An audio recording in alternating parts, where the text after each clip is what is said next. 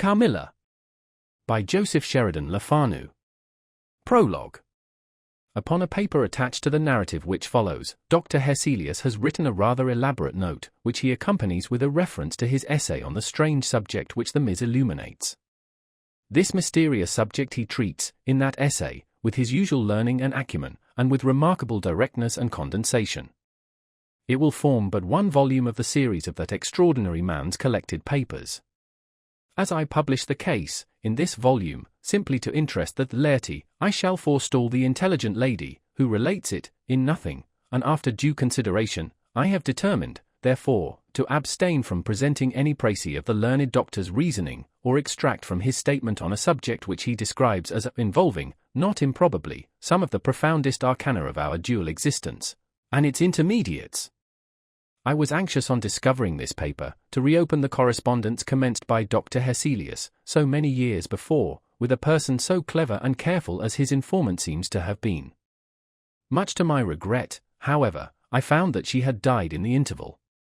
She, probably, could have added little to the narrative which she communicates in the following pages, with, so far as I can pronounce, such conscientious particularity.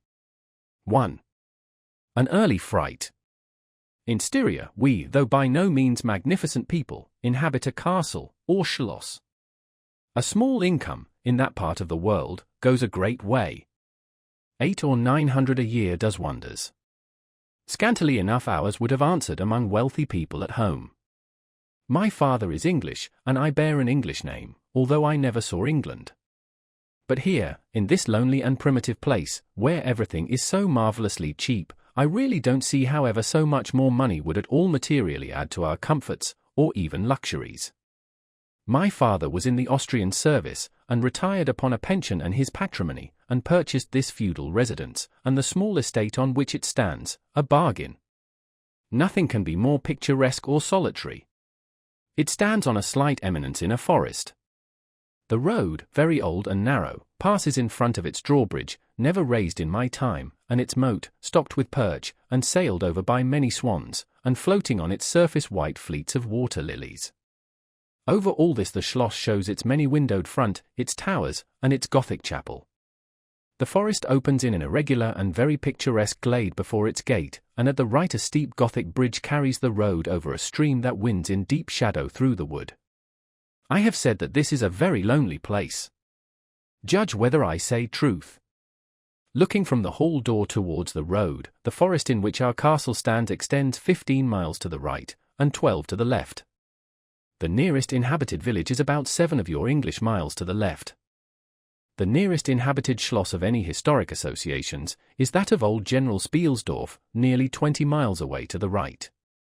I have said the nearest inhabited village, because there is, only 3 miles westward, that is to say in the direction of General Spielsdorf's schloss, a ruined village, with its quaint little church, now roofless, in the aisle of which are the mouldering tombs of the proud family of Karnstein, now extinct, who once owned the equally desolate chateau which, in the thick of the forest, overlooks the silent ruins of the town. Respecting the cause of the desertion of this striking and melancholy spot, there is a legend which I shall relate to you another time. I must tell you now, how very small is the party who constitute the inhabitants of our castle. I don't include servants, or those dependents who occupy rooms in the buildings attached to the schloss. Listen, and wonder. My father, who is the kindest man on earth, but growing old, and I, at the date of my story, only 19. 8 years have passed since then. I and my father constituted the family at the schloss. My mother, a Styrian lady, died in my infancy, but I had a good-natured governess, who had been with me from, I might almost say, my infancy. I could not remember the time when her fat, benignant face was not a familiar picture in my memory. This was Madame Perrodon, a native of Bern, whose care and good nature now in part supplied to me the loss of my mother, whom I do not even remember, so early I lost her. She made a third at our little dinner party. There was a fourth, Mademoiselle de La Fontaine, a lady such as you term, I believe, a finishing governess. She spoke French and German, Madame Perrodon French and broken English, to which my father and I added English, which, partly to prevent its becoming a lost language among us, and partly from patriotic motives, we spoke every day. The consequence was a babel, at which strangers used to laugh, and which I shall make no attempt to reproduce in this narrative. And there were 2 or 3 young lady friends besides, pretty nearly of my own age, who were occasional visitors, for longer or shorter terms, and these visits I sometimes returned.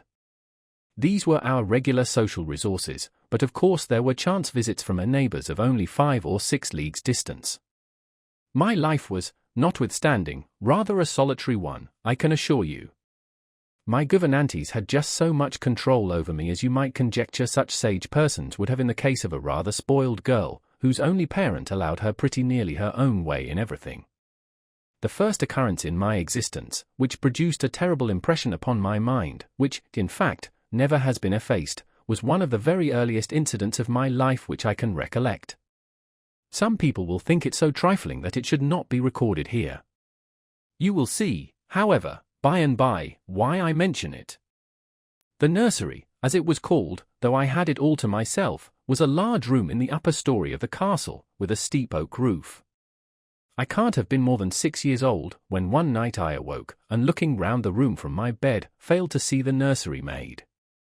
Neither was my nurse there, and I thought myself alone. I was not frightened, for I was one of those happy children who are studiously kept in ignorance of ghost stories, of fairy tales, and of all such lore as makes us cover up our heads when the door cracks suddenly, or the flicker of an expiring candle makes the shadow of a bedpost dance upon the wall, nearer to our faces. I was vexed and insulted at finding myself, as I conceived, neglected, and I began to whimper, preparatory to a hearty bout of roaring, when to my surprise, I saw a solemn, but very pretty face looking at me from the side of the bed. It was that of a young lady who was kneeling, with her hands under the coverlet. I looked at her with a kind of pleased wonder, and ceased whimpering.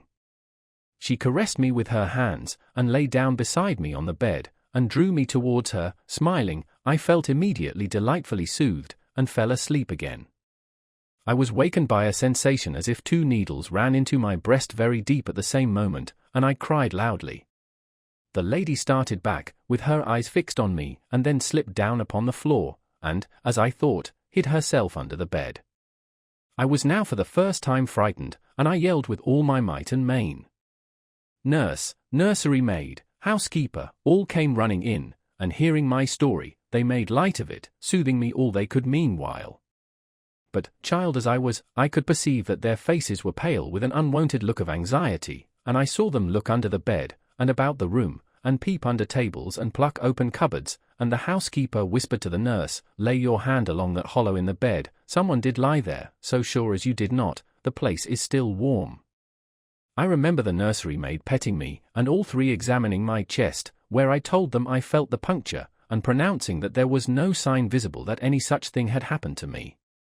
The housekeeper and the 2 other servants who were in charge of the nursery remained sitting up all night, and from that time a servant always sat up in the nursery until I was about 14.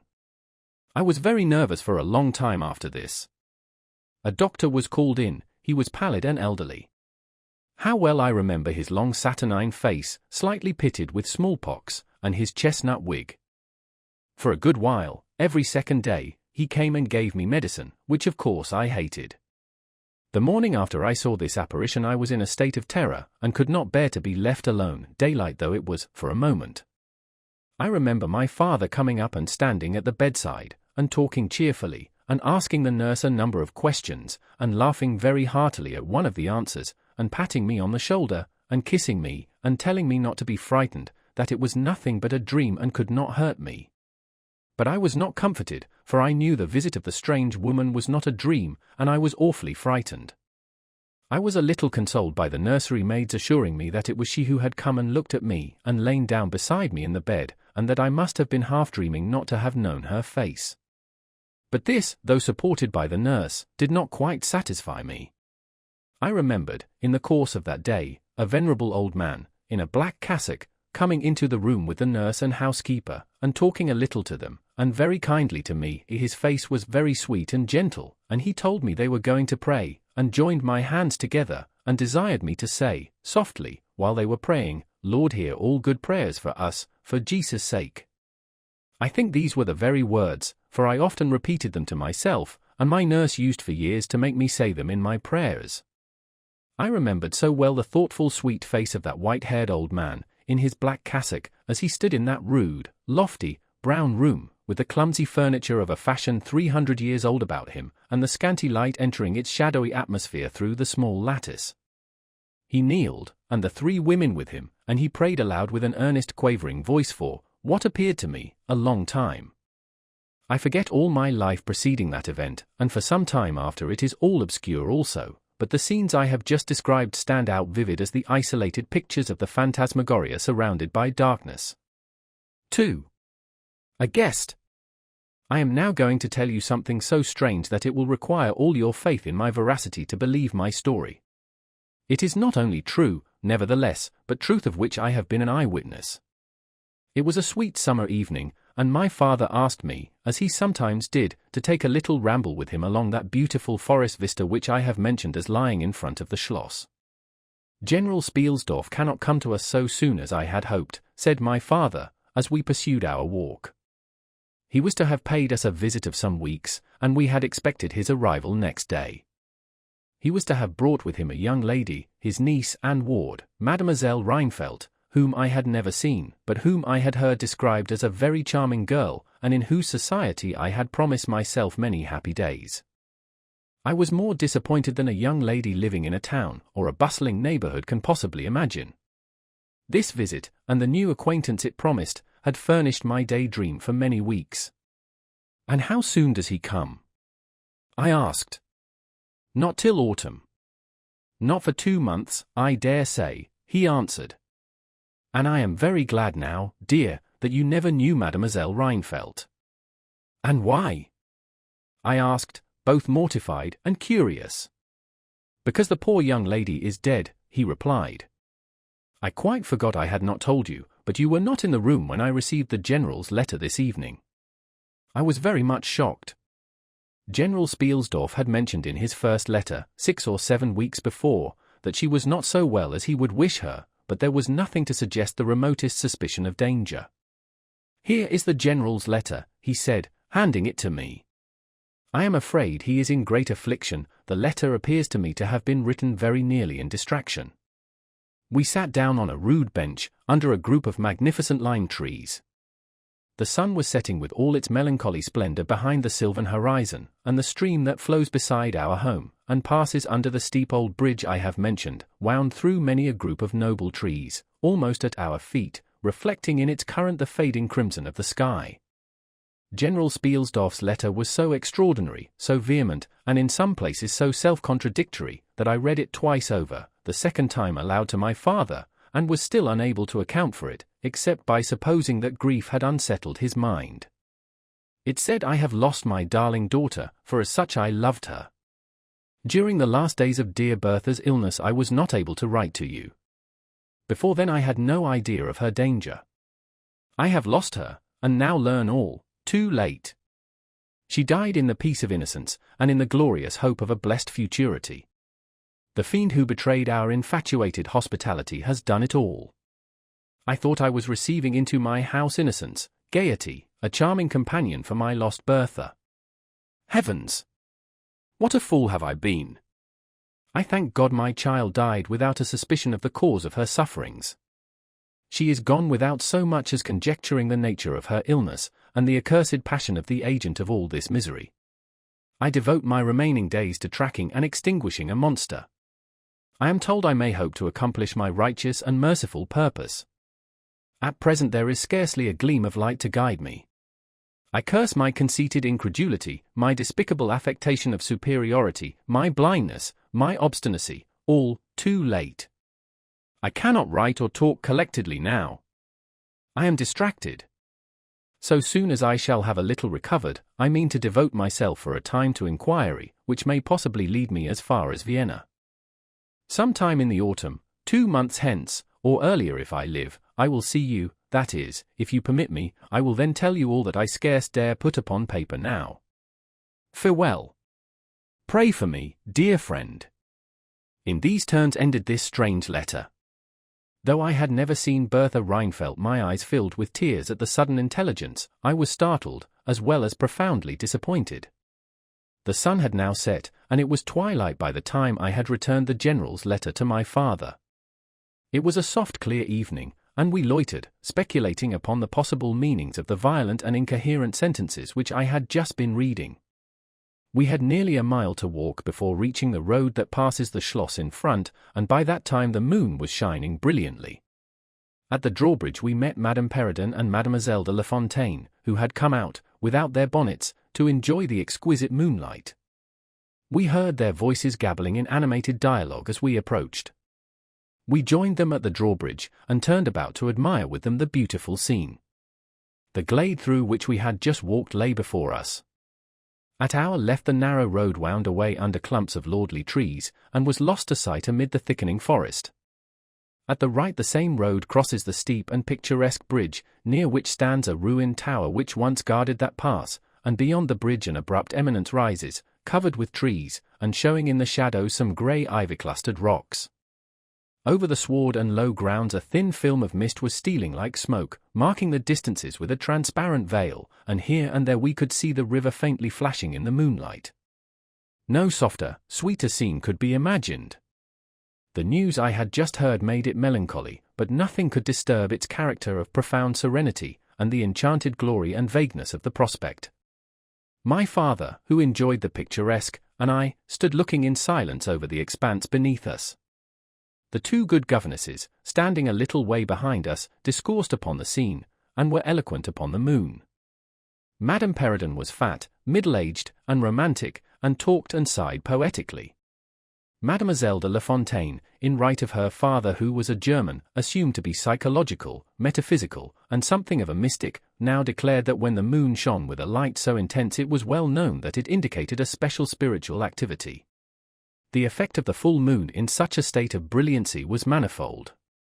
It acted on dreams, it acted on lunacy, it acted on nervous people, it had marvelous physical influences connected with life. Mademoiselle related that her cousin, who was mate of a merchant ship, having taken a nap on deck on such a night, lying on his back, with his face full in the light on the moon, had wakened, after a dream of an old woman clawing him by the cheek, with his features horribly drawn to one side, and his countenance had never quite recovered its equilibrium. The moon, this night, she said, is full of idyllic and magnetic influence, and see, when you look behind you at the front of the Schloss how all its windows flash and twinkle with that silvery splendor, as if unseen hands had lighted up the rooms to receive fairy guests. There are indolent styles of the spirits in which, indisposed to talk ourselves, the talk of others is pleasant to our listless ears, and I gazed on, pleased with the tinkle of the ladies' conversation. "I have got into one of my moping moods tonight," said my father, after a silence, and quoting Shakespeare, whom, by way of keeping up our English, he used to read aloud, he said, "In truth I know not why I am so sad. It wearies me, you say it wearies you. But how I got it, came by it. I forget the rest. But I feel as if some great misfortune were hanging over us. I suppose the poor general's afflicted letter has had something to do with it." At this moment the unwonted sound of carriage wheels and many hoofs upon the road arrested our attention. They seemed to be approaching from the high ground overlooking the bridge, and very soon the equipage emerged from that point. 2 horsemen first crossed the bridge, then came a carriage drawn by 4 horses, and 2 men rode behind. It seemed to be the travelling carriage of a person of rank, and we were all immediately absorbed in watching that very unusual spectacle. It became, in a few moments, greatly more interesting, for just as the carriage had passed the summit of the steep bridge, one of the leaders, taking fright, communicated his panic to the rest, and after a plunge or two, the whole team broke into a wild gallop together, and dashing between the horsemen who rode in front, came thundering along the road towards us with the speed of a hurricane. The excitement of the scene was made more painful by the clear, long-drawn screams of a female voice from the carriage window. We all advanced in curiosity and horror, me rather in silence, the rest with various ejaculations of terror. Our suspense did not last long. Just before you reach the castle drawbridge, on the route they were coming, there stands by the roadside a magnificent lime tree, on the other stands an ancient stone cross, at sight of which the horses, now going at a pace that was perfectly frightful, swerved so as to bring the wheel over the projecting roots of the tree. I knew what was coming. I covered my eyes, unable to see it out, and turned my head away. At the same moment I heard a cry from my lady friends, who had gone on a little. Curiosity opened my eyes, and I saw a scene of utter confusion. 2 of the horses were on the ground, the carriage lay upon its side with 2 wheels in the air, the men were busy removing the traces, and a lady with a commanding air and figure had got out and stood with clasped hands, raising the handkerchief that was in them every now and then to her eyes. Through the carriage door was now lifted a young lady, who appeared to be lifeless. My dear old father was already beside the elder lady, with his hat in his hand, evidently tendering his aid and the resources of his schloss. The lady did not appear to hear him, or to have eyes for anything but the slender girl who was being placed against the slope of the bank. I approached. The young lady was apparently stunned, but she was certainly not dead. My father, who piqued himself on being something of a physician, had just had his fingers on her wrist and assured the lady, who declared herself her mother, that her pulse, though faint and irregular, was undoubtedly still distinguishable. The lady clasped her hands and looked upward, as if in a momentary transport of gratitude, but immediately she broke out again in that theatrical way which is, I believe, natural to some people. She was what is called a fine-looking woman for her time of life, and must have been handsome. She was tall, but not thin, and dressed in black velvet, and looked rather pale, but with a proud and commanding countenance, though now agitated strangely. Who was ever being so born to calamity? I heard her say, with clasped hands, as I came up. Here am I, on a journey of life and death, in prosecuting which to lose an hour is possibly to lose all. My child will not have recovered sufficiently to resume her route for who can say how long. I must leave her, I cannot, dare not, delay. How far on, sir, can you tell, is the nearest village? I must leave her there, and shall not see my darling, or even hear of her till my return, 3 months hence.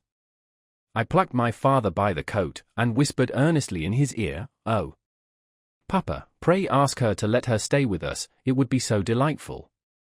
Do, pray. If Madam will entrust her child to the care of my daughter, and of her good gouvernante, Madame Perrodon, and permit her to remain as our guest, under my charge, until her return, it will confer a distinction and an obligation upon us, and we shall treat her with all the care and devotion which so sacred a trust deserves." "I cannot do that, sir, it would be to task your kindness and chivalry too cruelly," said the lady, distractedly. "It would, on the contrary, be to confer on us a very great kindness at the moment when we most need it. My daughter has just been disappointed by a cruel misfortune, in a visit from which she had long anticipated a great deal of happiness. If you confide this young lady to our care it will be her best consolation. The nearest village on your route is distant, and affords no such inn as you could think of placing your daughter at. You cannot allow her to continue her journey for any considerable distance without danger. If, as you say, you cannot suspend your journey, you must part with her tonight, and nowhere could you do so with more honest assurances of care and tenderness than here." There was something in this lady's air and appearance so distinguished and even imposing, and in her manner so engaging, as to impress one, quite apart from the dignity of her equipage, with a conviction that she was a person of consequence. By this time the carriage was replaced in its upright position, and the horses, quite tractable, in the traces again. The lady threw on her daughter a glance which I fancied was not quite so affectionate as one might have anticipated from the beginning of the scene. Then she beckoned slightly to my father, and withdrew 2 or 3 steps with him out of hearing, and talked to him with a fixed and stern countenance, not at all like that with which she had hitherto spoken. I was filled with wonder that my father did not seem to perceive the change, and also unspeakably curious to learn what it could be that she was speaking, almost in his ear, with so much earnestness and rapidity. 2 or 3 minutes at most I think she remained thus employed, then she turned, and a few steps brought her to where her daughter lay, supported by Madame Perrodon. She kneeled beside her for a moment and whispered, as Madame supposed, a little benediction in her ear, then hastily kissing her she stepped into her carriage. The door was closed, the footmen in stately liveries jumped up behind, the outriders spurred on, the postilions cracked their whips, the horses plunged and broke suddenly into a furious canter that threatened soon again to become a gallop, and the carriage whirled away, followed at the same rapid pace by the 2 horsemen in the rear. 3. We followed the cortege with our eyes until it was swiftly lost to sight in the misty wood, and the very sound of the hoofs and the wheels died away in the silent night air. Nothing remained to assure us that the adventure had not been an illusion of a moment but the young lady who just at that moment opened her eyes. I could not see, for her face was turned from me, but she raised her head, evidently looking about her, and I heard a very sweet voice ask complainingly, "Where is Mamma?" Our good Madame Perrodon answered tenderly, and added some comfortable assurances. I then heard her ask, "Where am I? What is this place?" And after that she said, "I don't see the carriage, and Matskar, where is she?" Madame answered all her questions in so far as she understood them, and gradually the young lady remembered how the misadventure came about, and was glad to hear that no one in, or in attendance on, the carriage was hurt, and on learning that her mamma had left her here till her return in about 3 months, she wept.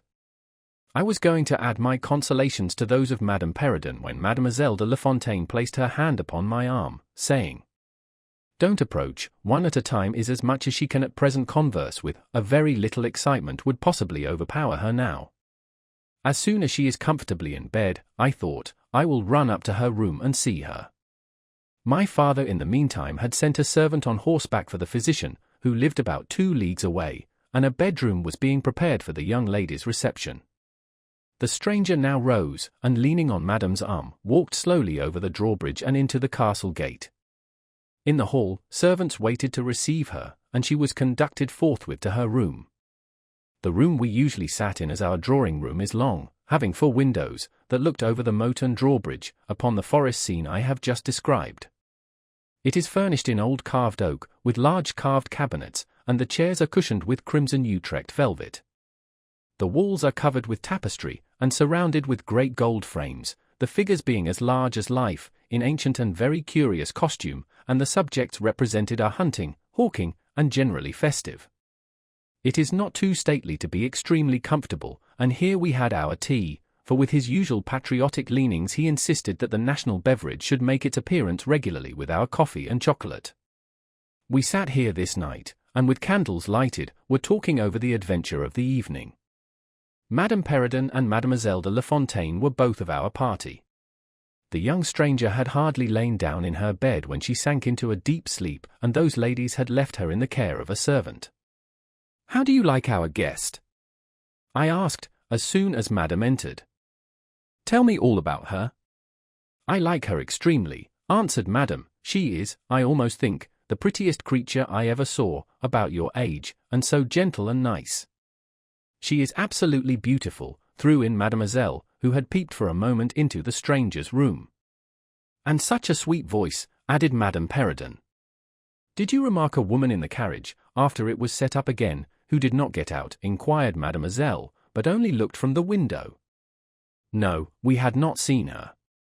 Then she described a hideous black woman, with a sort of coloured turban on her head, and who was gazing all the time from the carriage window, nodding and grinning derisively towards the ladies, with gleaming eyes and large white eyeballs, and her teeth set as if in fury.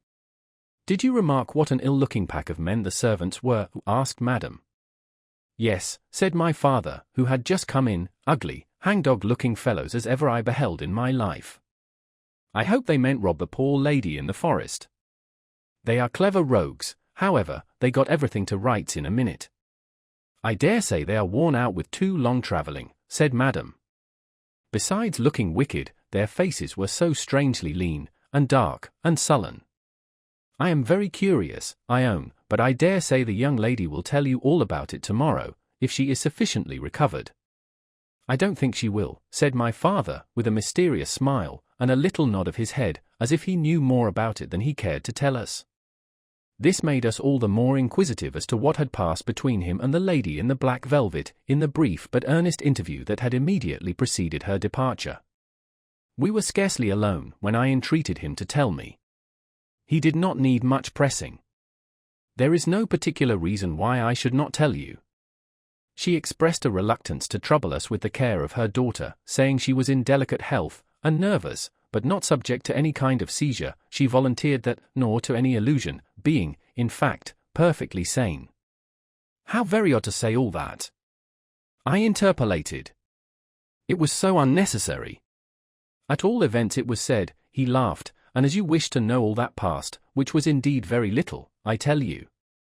She then said, "I am making a long journey of vital importance." She emphasized the word, rapid and secret. "I shall return for my child in 3 months. In the meantime, she will be silent as to who we are, whence we come, and whither we are traveling." That is all she said. She spoke very pure French. When she said the word secret, she paused for a few seconds, looking sternly, her eyes fixed on mine. I fancy she makes a great point of that. You saw how quickly she was gone. I hope I have not done a very foolish thing in taking charge of the young lady. For my part, I was delighted. I was longing to see and talk to her, and only waiting till the doctor should give me leave. You, who live in towns, can have no idea how great an event the introduction of a new friend is, in such a solitude as surrounded us. The doctor did not arrive till nearly 1 o'clock, but I could no more have gone to my bed and slept, than I could have overtaken, on foot, the carriage in which the princess in black velvet had driven away. When the physician came down to the drawing-room, it was to report very favourably upon his patient. She was now sitting up, her pulse quite regular, apparently perfectly well. She had sustained no injury, and the little shock to her nerves had passed away quite harmlessly. There could be no harm certainly in my seeing her, if we both wished it, and, with this permission I sent, forthwith, to know whether she would allow me to visit her for a few minutes in her room. The servant returned immediately to say that she desired nothing more. You may be sure I was not long in availing myself of this permission. Our visitor lay in one of the handsomest rooms in the Schloss. It was, perhaps, a little stately.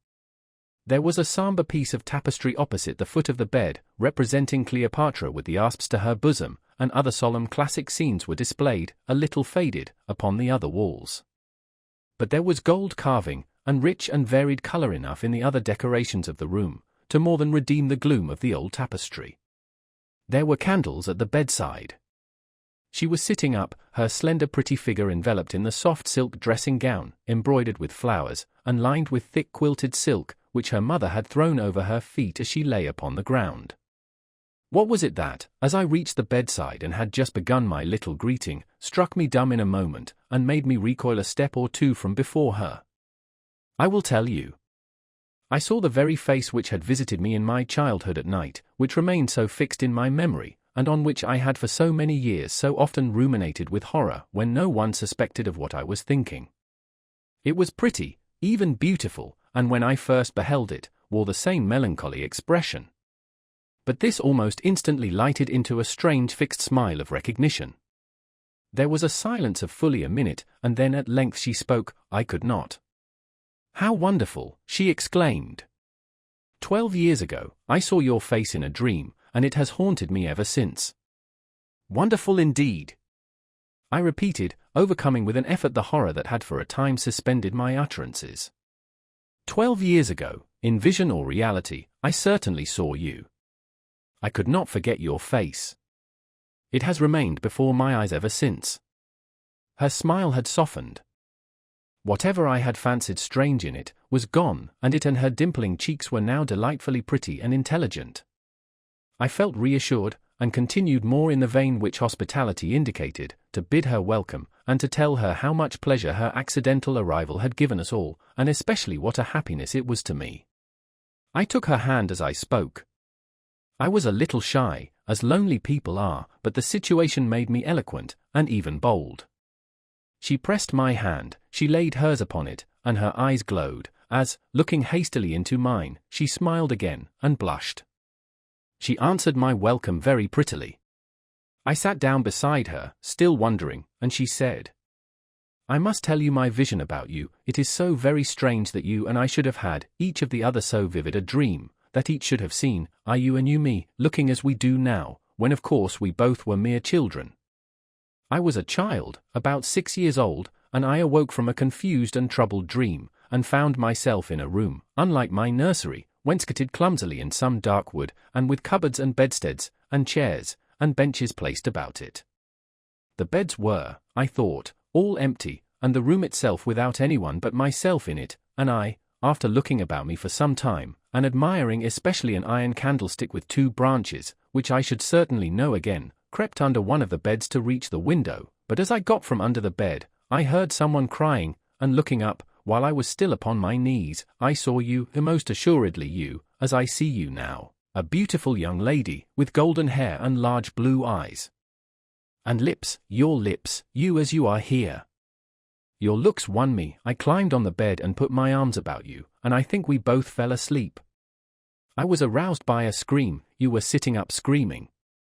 I was frightened, and slipped down upon the ground, and, it seemed to me, lost consciousness for a moment, and when I came to myself, I was again in my nursery at home. Your face I have never forgotten since. I could not be misled by mere resemblance. You are the lady whom I saw then. It was now my turn to relate my corresponding vision, which I did, to the undisguised wonder of my new acquaintance.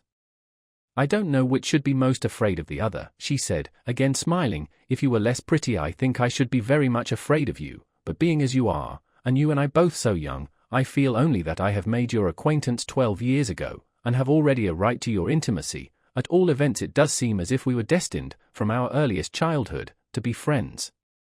I wonder whether you feel as strangely drawn towards me as I do to you. I have never had a friend, shall I find one now? She sighed, and her fine dark eyes gazed passionately on me. Now the truth is, I felt rather unaccountably towards the beautiful stranger. I did feel, as she said, drawn towards her, but there was also something of repulsion. In this ambiguous feeling, however, the sense of attraction immensely prevailed. She interested and won me. She was so beautiful and so indescribably engaging.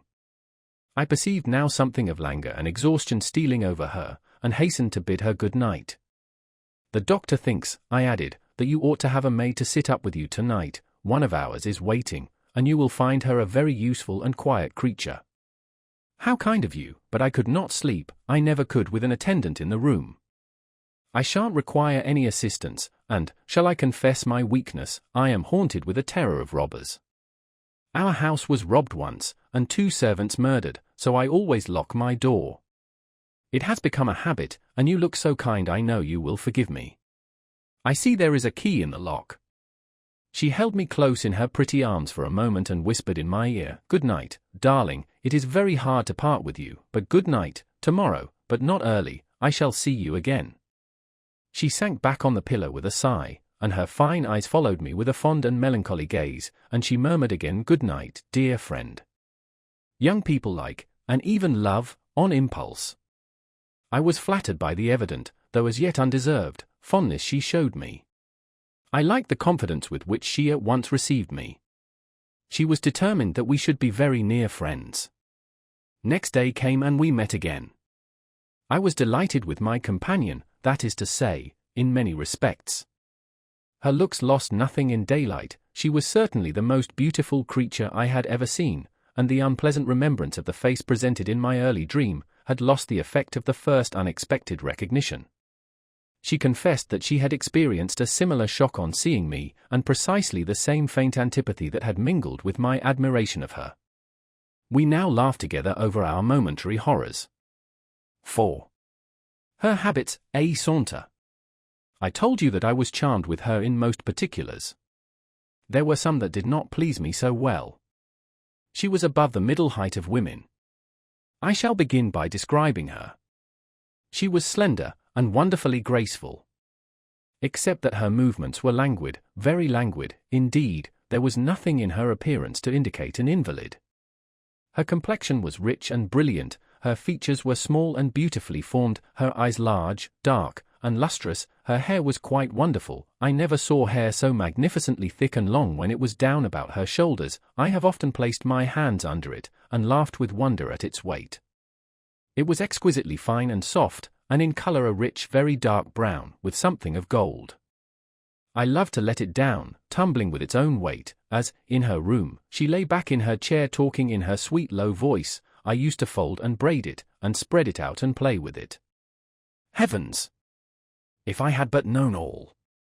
I said there were particulars which did not please me. I have told you that her confidence won me the first night I saw her, but I found that she exercised with respect to herself, her mother, her history, everything in fact connected with her life, plans, and people, an ever wakeful reserve. I dare say I was unreasonable, perhaps I was wrong. I dare say I ought to have respected the solemn injunction laid upon my father by the stately lady in black velvet. But curiosity is a restless and unscrupulous passion, and no one girl can endure, with patience, that hers should be baffled by another. What harm could it do anyone to tell me what I so ardently desired to know? Had she no trust in my good sense or honor?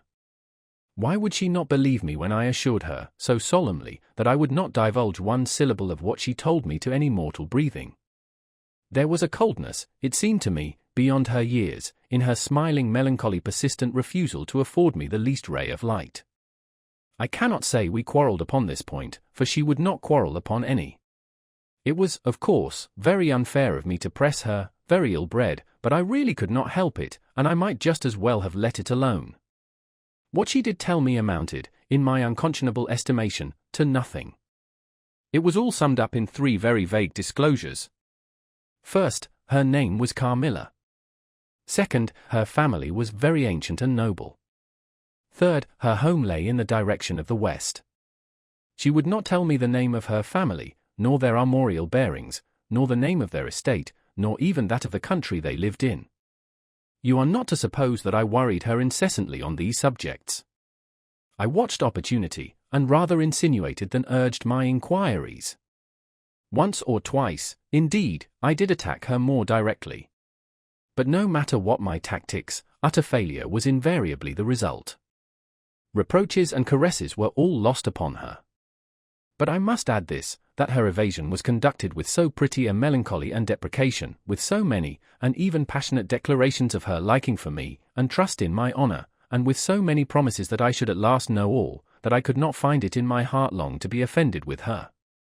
She used to place her pretty arms about my neck, draw me to her, and laying her cheek to mine, murmur with her lips near my ear, "Dearest, your little heart is wounded. Think me not cruel because I obey the irresistible law of my strength and weakness. If your dear heart is wounded, my wild heart bleeds with yours. In the rapture of my enormous humiliation I live in your warm life, and you shall die, sweetly die, into mine. I cannot help it, as I draw near to you, you, in your turn, will draw near to others, and learn the rapture of that cruelty, which yet is love, so, for a while, seek to know no more of me and mine, but trust me with all your loving spirit." And when she had spoken such a rhapsody, she would press me more closely in her trembling embrace, and her lips in soft kisses gently glow upon my cheek. Her agitations and her language were unintelligible to me. From these foolish embraces, which were not of very frequent occurrence, I must allow, I used to wish to extricate myself, but my energies seemed to fail me. Her murmured words sounded like a lullaby in my ear, and soothed my resistance into a trance, from which I only seemed to recover myself when she withdrew her arms. In these mysterious moods I did not like her. I experienced a strange tumultuous excitement that was pleasurable, ever and anon, mingled with a vague sense of fear and disgust. I had no distinct thoughts about her while such scenes lasted, but I was conscious of a love growing into adoration, and also of abhorrence. This I know is paradox, but I can make no other attempt to explain the feeling. I now write, after an interval of more than 10 years, with a trembling hand, with a confused and horrible recollection of certain occurrences and situations, in the ordeal through which I was unconsciously passing, though with a vivid and very sharp remembrance of the main current of my story. But, I suspect, in all lives there are certain emotional scenes, those in which our passions have been most widely and terribly roused, that are of all others the most vaguely and dimly remembered. Sometimes after an hour of apathy, my strange and beautiful companion would take my hand and hold it with a fond pressure, renewed again and again, blushing softly, gazing in my face with languid and burning eyes, and breathing so fast that her dress rose and fell with the tumultuous respiration. It was like the order of a lover, it embarrassed me, it was hateful and yet overpowering, and with gloating eye she drew me to her, and her hot lips travelled along my cheek in kisses, and she would whisper, almost in sobs, "You are mine, you shall be mine, you and I are one forever." Then she had thrown herself back in her chair, with her small hands over her eyes, leaving me trembling. "Are we related?" I used to ask. "What can you mean by all this? I remind you perhaps of someone whom you love, but you must not. I hate it. I don't know you, I don't know myself when you look so and talk so." She used to sigh at my vehemence, then turn away and drop my hand. Respecting these very extraordinary manifestations, I strove in vain to form any satisfactory theory. I could not refer them to affectation or trick. It was unmistakably the momentary breaking out of suppressed instinct and emotion. Was she, notwithstanding her mother's volunteered denial, subject to brief visitations of insanity, or was there here a disguise and a romance? I had read in old storybooks of such things. What if a boyish lover had found his way into the house, and sought to prosecute his suit in masquerade, with the assistance of a clever old adventuress? But there were many things against this hypothesis, highly interesting as it was to my vanity. I could boast of no little attention such as masculine gallantry delights to offer. Between these passionate moments there were long intervals of commonplace, of gaiety, of brooding melancholy, during which, except that I detected her eyes so full of melancholy fire, following me, at times I might have been as nothing to her. Except in these brief periods of mysterious excitement her ways were girlish, and there was always a languor about her, quite incompatible with a masculine system in a state of health. In some respects her habits were odd. Perhaps not so singular in the opinion of a town lady like you, as they appeared to us rustic people. She used to come down very late, generally not till 1 o'clock. She would then take a cup of chocolate, but eat nothing. We then went out for a walk, which was a mere saunter, and she seemed, almost immediately, exhausted, and either returned to the schloss or sat on one of the benches that were placed, here and there, among the trees. This was a bodily languor in which her mind did not sympathize. She was always an animated talker, and very intelligent. She sometimes alluded for a moment to her own home, or mentioned an adventure or situation, or an early recollection, which indicated a people of strange manners, and described customs of which we knew nothing. I gathered from these chance hints that her native country was much more remote than I had at first fancied. As we sat thus one afternoon under the trees, a funeral passed us by. It was that of a pretty young girl, whom I had often seen, the daughter of one of the rangers of the forest. The poor man was walking behind the coffin of his darling. She was his only child, and he looked quite heartbroken. Peasants walking 2 and 2 came behind. They were singing a funeral hymn. I rose to mark my respect as they passed, and joined in the hymn they were very sweetly singing. My companion shook me a little roughly, and I turned surprised. She said brusquely, "Don't you perceive how discordant that is?" "I think it very sweet, on the contrary," I answered, vexed at the interruption, and very uncomfortable, lest the people who composed the little procession should observe and resent what was passing. I resumed, therefore, instantly, and was again interrupted. "You pierce my ears," said Carmilla, almost angrily, and stopping her ears with her tiny fingers. "Besides, how can you tell that your religion and mine are the same? Your forms wound me, and I hate funerals." "What a fuss! Why, you must die, everyone must die, and all are happier when they do. Come home. My father has gone on with the clergyman to the churchyard. I thought you knew she was to be buried today." "She? I don't trouble my head about peasants." "I don't know who she is," answered Carmilla, with a flash from her fine eyes. "She is the poor girl who fancied she saw a ghost a fortnight ago, and has been dying ever since, till yesterday, when she expired. Tell me nothing about ghosts. I shan't sleep tonight if you do. I hope there is no plague or fever coming. All this looks very like it," I continued. "The swineherd's young wife died only a week ago, and she thought something seized her by the throat as she lay in her bed, and nearly strangled her. Papa says such horrible fancies do accompany some forms of fever. She was quite well the day before. She sank afterwards, and died before a week. Well, her funeral is over, I hope, and her hymn sung, and our ears shan't be tortured with that discord and jargon. It has made me nervous. Sit down here, beside me, sit close, hold my hand, press it harder." We had moved a little back, and had come to another seat. She sat down. Her face underwent a change that alarmed and even terrified me for a moment. It darkened, and became horribly livid. Her teeth and hands were clenched, and she frowned and compressed her lips, while she stared down upon the ground at her feet, and trembled all over with a continued shudder as irrepressible as ague. All her energies seemed strained to suppress a fit, with which she was then breathlessly tugging, and at length a low convulsive cry of suffering broke from her, and gradually the hysteria subsided. "There! "That comes of strangling people with hymns," she said at last. Hold me still. It is passing away." And so gradually it did, and perhaps to dissipate the somber impression which the spectacle had left upon me, she became unusually animated and chatty, and so we got home. This was the first time I had seen her exhibit any definable symptoms of that delicacy of health which her mother had spoken of. It was the first time, also, I had seen her exhibit anything like temper. Both passed away like a summer cloud, and never but once afterwards did I witness on her part a momentary sign of anger. I will tell you how it happened. She and I were looking out of one of the long drawing-room windows, when there entered the courtyard, over the drawbridge, a figure of a wanderer whom I knew very well. He used to visit the Schloss generally twice a year. It was the figure of a hunchback, with the sharp lean features that generally accompany deformity. He wore a pointed black beard, and he was smiling from ear to ear, showing his white fangs. He was dressed in buff, black, and scarlet, and crossed with more straps and belts than I could count, from which hung all manner of things.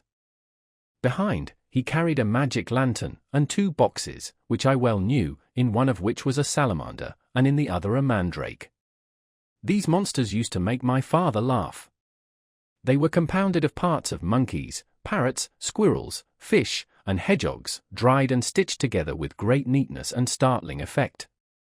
He had a fiddle, a box of conjuring apparatus, a pair of foils and masks attached to his belt, several other mysterious cases dangling about him, and a black staff with copper ferrules in his hand.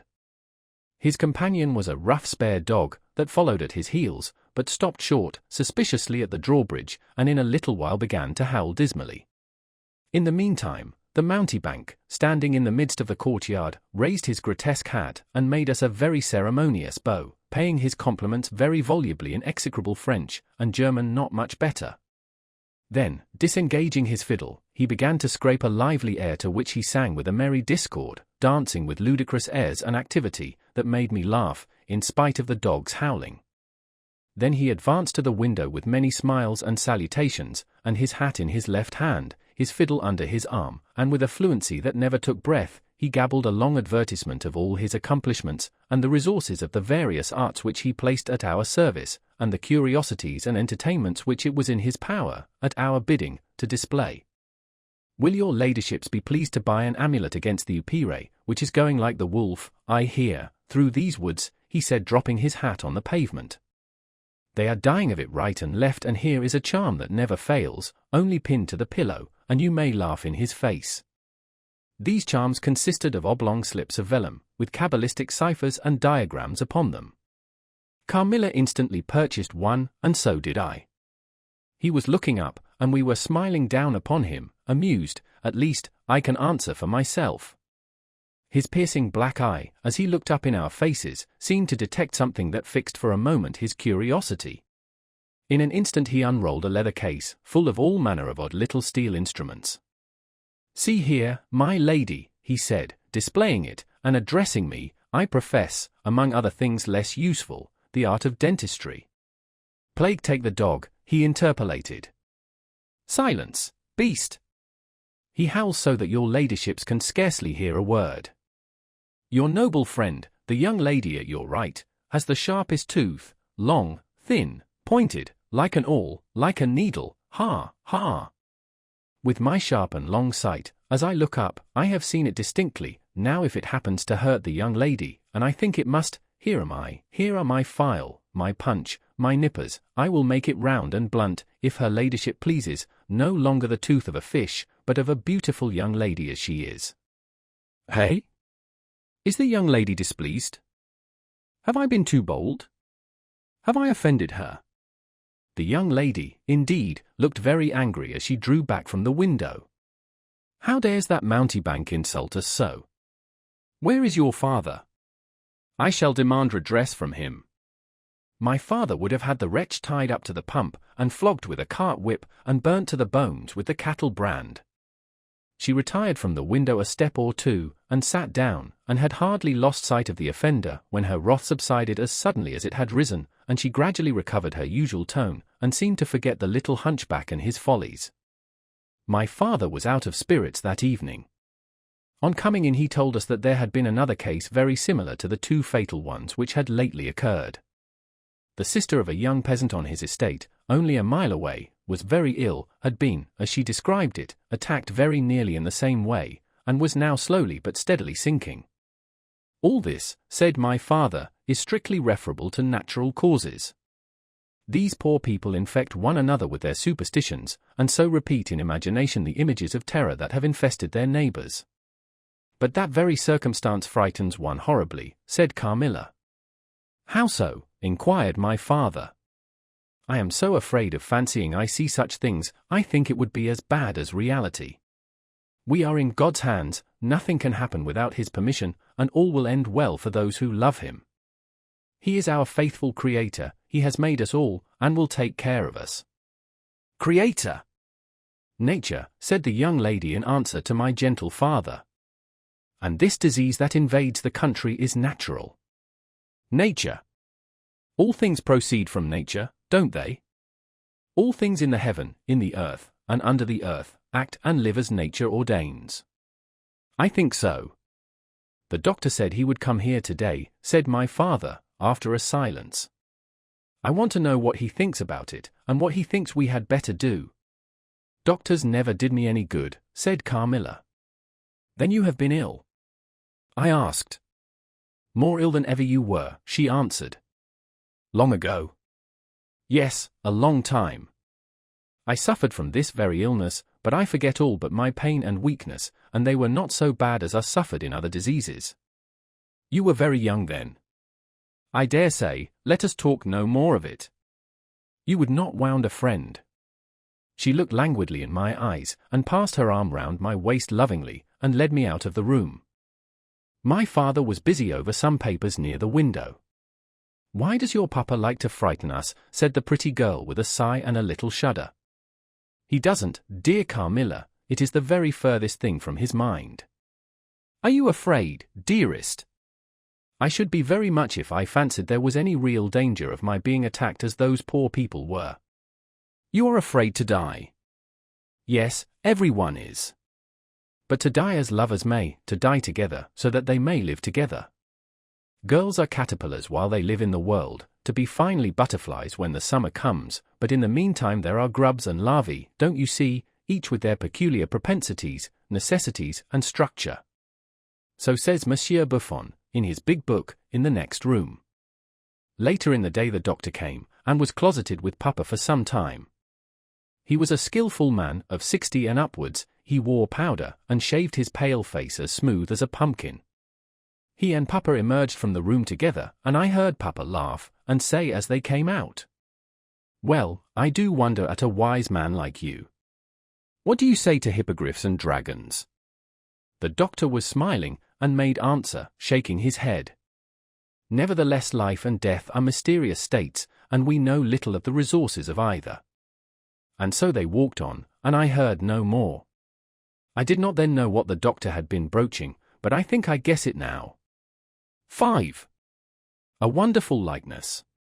This evening there arrived from Gratz the grave, dark-faced son of the picture cleaner, with a horse and cart laden with 2 large packing cases, having many pictures in each.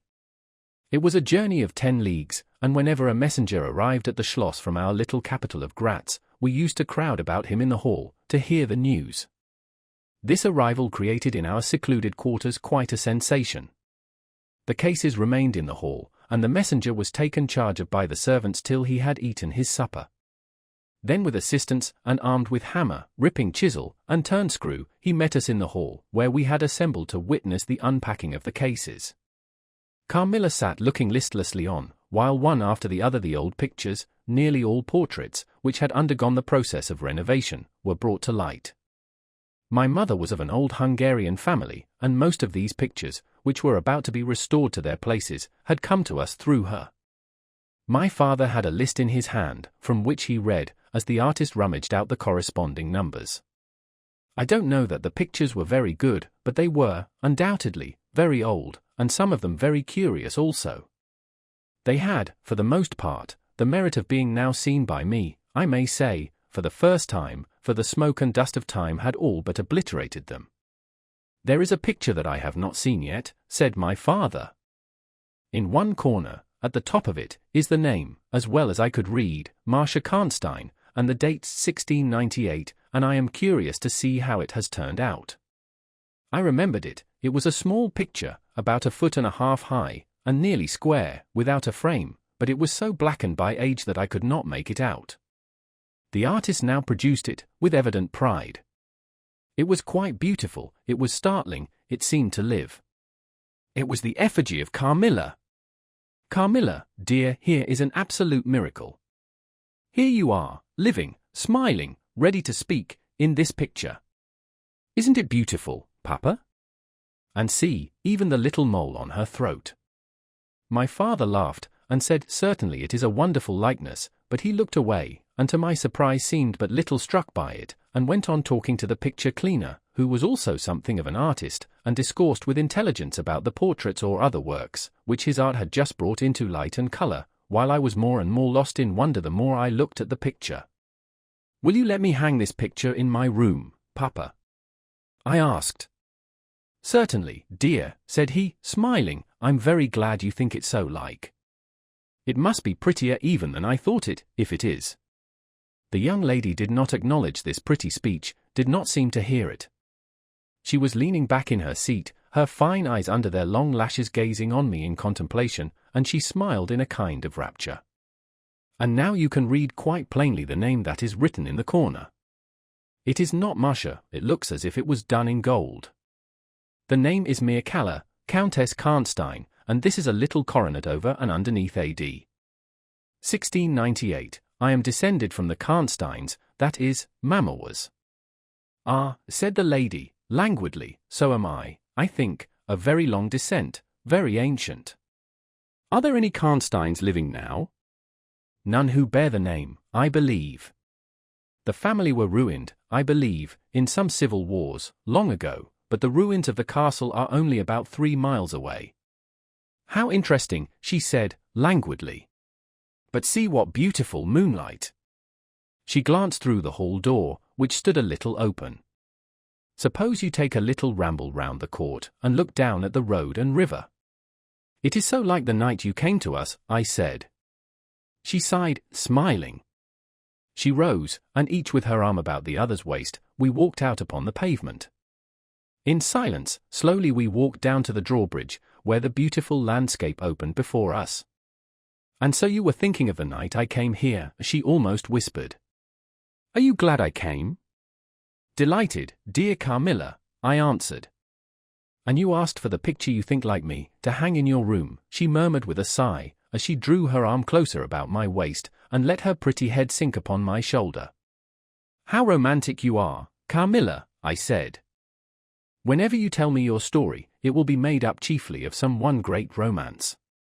She kissed me silently. I am sure, Carmilla, you have been in love, that there is, at this moment, an affair of the heart going on. I have been in love with no one, and never shall, she whispered, unless it should be with you. How beautiful she looked in the moonlight! Shy and strange was the look with which she quickly hid her face in my neck and hair, with tumultuous sighs, that seemed almost a sob, and pressed in mine a hand that trembled. Her soft cheek was glowing against mine. Darling, darling, she murmured, I live in you, and you would die for me, I love you so. I started from her. She was gazing on me with eyes from which all fire, all meaning had flown, and a face colourless and apathetic. Is there a chill in the air, dear? She said drowsily. I almost shiver. Have I been dreaming? Let us come in. Come in. You look ill, Carmilla, a little faint. You certainly must take some wine, I said. Yes. I will. I'm better now. I shall be quite well in a few minutes. Yes, do give me a little wine, answered Carmilla, as we approached the door. Let us look again for a moment, it is the last time, perhaps, I shall see the moonlight with you. How do you feel now, dear Carmilla? Are you really better? I asked. I was beginning to take alarm, lest she should have been stricken with the strange epidemic that they said had invaded the country about us. Papa would be grieved beyond measure, I added, if he thought you were ever so little ill, without immediately letting us know. We have a very skillful doctor near us, the physician who was with Papa today. I'm sure he is. I know how kind you all are, but, dear child, I am quite well again. There is nothing ever wrong with me, but a little weakness. People say I am languid, I am incapable of exertion, I can scarcely walk as far as a child of 3 years old, and every now and then the little strength I have falters, and I become as you have just seen me. But after all I am very easily set up again, in a moment I am perfectly myself. See how I have recovered. So, indeed, she had, and she and I talked a great deal, and very animated she was, and the remainder of that evening passed without any recurrence of what I called her infatuations. I mean her crazy talk and looks, which embarrassed, and even frightened me. But there occurred that night an event which gave my thoughts quite a new turn, and seemed to startle even Carmilla's languid nature into momentary energy. 6. A very strange agony. When we got into the drawing-room, and had sat down to our coffee and chocolate, although Carmilla did not take any, she seemed quite herself again, and Madame, and Mademoiselle de La Fontaine, joined us, and made a little card party, in the course of which Papa came in for what he called his dish of tea. When the game was over he sat down beside Carmilla on the sofa, and asked her, a little anxiously, whether she had heard from her mother since her arrival. She answered no. He then asked whether she knew where a letter would reach her at present. I cannot tell, she answered ambiguously, but I have been thinking of leaving you, you have been already too hospitable and too kind to me. I have given you an infinity of trouble, and I should wish to take a carriage tomorrow, and post in pursuit of her. I know where I shall ultimately find her, although I dare not yet tell you. But you must not dream of any such thing, exclaimed my father, to my great relief. We can't afford to lose you so, and I won't consent to your leaving us, except under the care of your mother, who was so good as to consent to your remaining with us till she should herself return. I should be quite happy if I knew that you heard from her, but this evening the accounts of the progress of the mysterious disease that has invaded our neighborhood grow even more alarming, and my beautiful guest, I do feel the responsibility, unaided by advice from your mother, very much. But I shall do my best, and one thing is certain, that you must not think of leaving us without her distinct direction to that effect. We should suffer too much in parting from you to consent to it easily. Thank you, sir, 1,000 times for your hospitality, she answered, smiling bashfully. You have all been too kind to me. I have seldom been so happy in all my life before, as in your beautiful chateau, under your care, and in the society of your dear daughter. So he gallantly, in his old-fashioned way, kissed her hand, smiling and pleased at her little speech. I accompanied Carmilla as usual to her room, and sat and chatted with her while she was preparing for bed. Do you think, I said at length, that you will ever confide fully in me? She turned round smiling, but made no answer, only continued to smile on me. You won't answer that, I said. You can't answer pleasantly. I ought not to have asked you. You were quite right to ask me that, or anything. You do not know how dear you are to me, or you could not think any confidence too great to look for. But I am under vows, no, none half so awfully, and I dare not tell my story yet, even to you. The time is very near when you shall know everything. You will think me cruel, very selfish, but love is always selfish, the more ardent the more selfish. How jealous I am you cannot know. You must come with me, loving me, to death, or else hate me and still come with me. And hating me through death and after. There is no such word as indifference in my apathetic nature. Now, Carmilla, you are going to talk your wild nonsense again, I said hastily. Not I, silly little fool as I am, and full of whims and fancies, for your sake I'll talk like a sage. Were you ever at a ball? No, how you do run on. What is it like? How charming it must be. I almost forget, it is years ago. I laughed. You are not so old. Your first ball can hardly be forgotten yet. I remember everything about it, with an effort. I see it all, as divers see what is going on above them, through a medium, dense, rippling, but transparent. There occurred that night what has confused the picture and made its colors faint. I was all but assassinated in my bed, wounded here. She touched her breast, and never was the same since. Were you near dying? Yes, very, a cruel love, strange love, that would have taken my life. Love will have its sacrifices. No sacrifice without blood. Let us go to sleep now, I feel so lazy. How can I get up just now and lock my door? She was lying with her tiny hands buried in her rich wavy hair, under her cheek, her little head upon the pillow, and her glittering eyes followed me wherever I moved, with a kind of shy smile that I could not decipher. I bid her good night, and crept from the room with an uncomfortable sensation. I often wondered whether our pretty guest ever said her prayers. I certainly had never seen her upon her knees. In the morning she never came down until long after our family prayers were over, and at night she never left the drawing-room to attend our brief evening prayers in the hall. If it had not been that it had casually come out in one of our careless talks that she had been baptized, I should have doubted her being a Christian. Religion was a subject on which I had never heard her speak a word. If I had known the world better, this particular neglect or antipathy would not have so much surprised me. The precautions of nervous people are infectious, and persons of a like temperament are pretty sure, after a time, to imitate them. I had adopted Carmilla's habit of locking her bedroom door, having taken into my head all her whimsical alarms about midnight invaders and prowling assassins.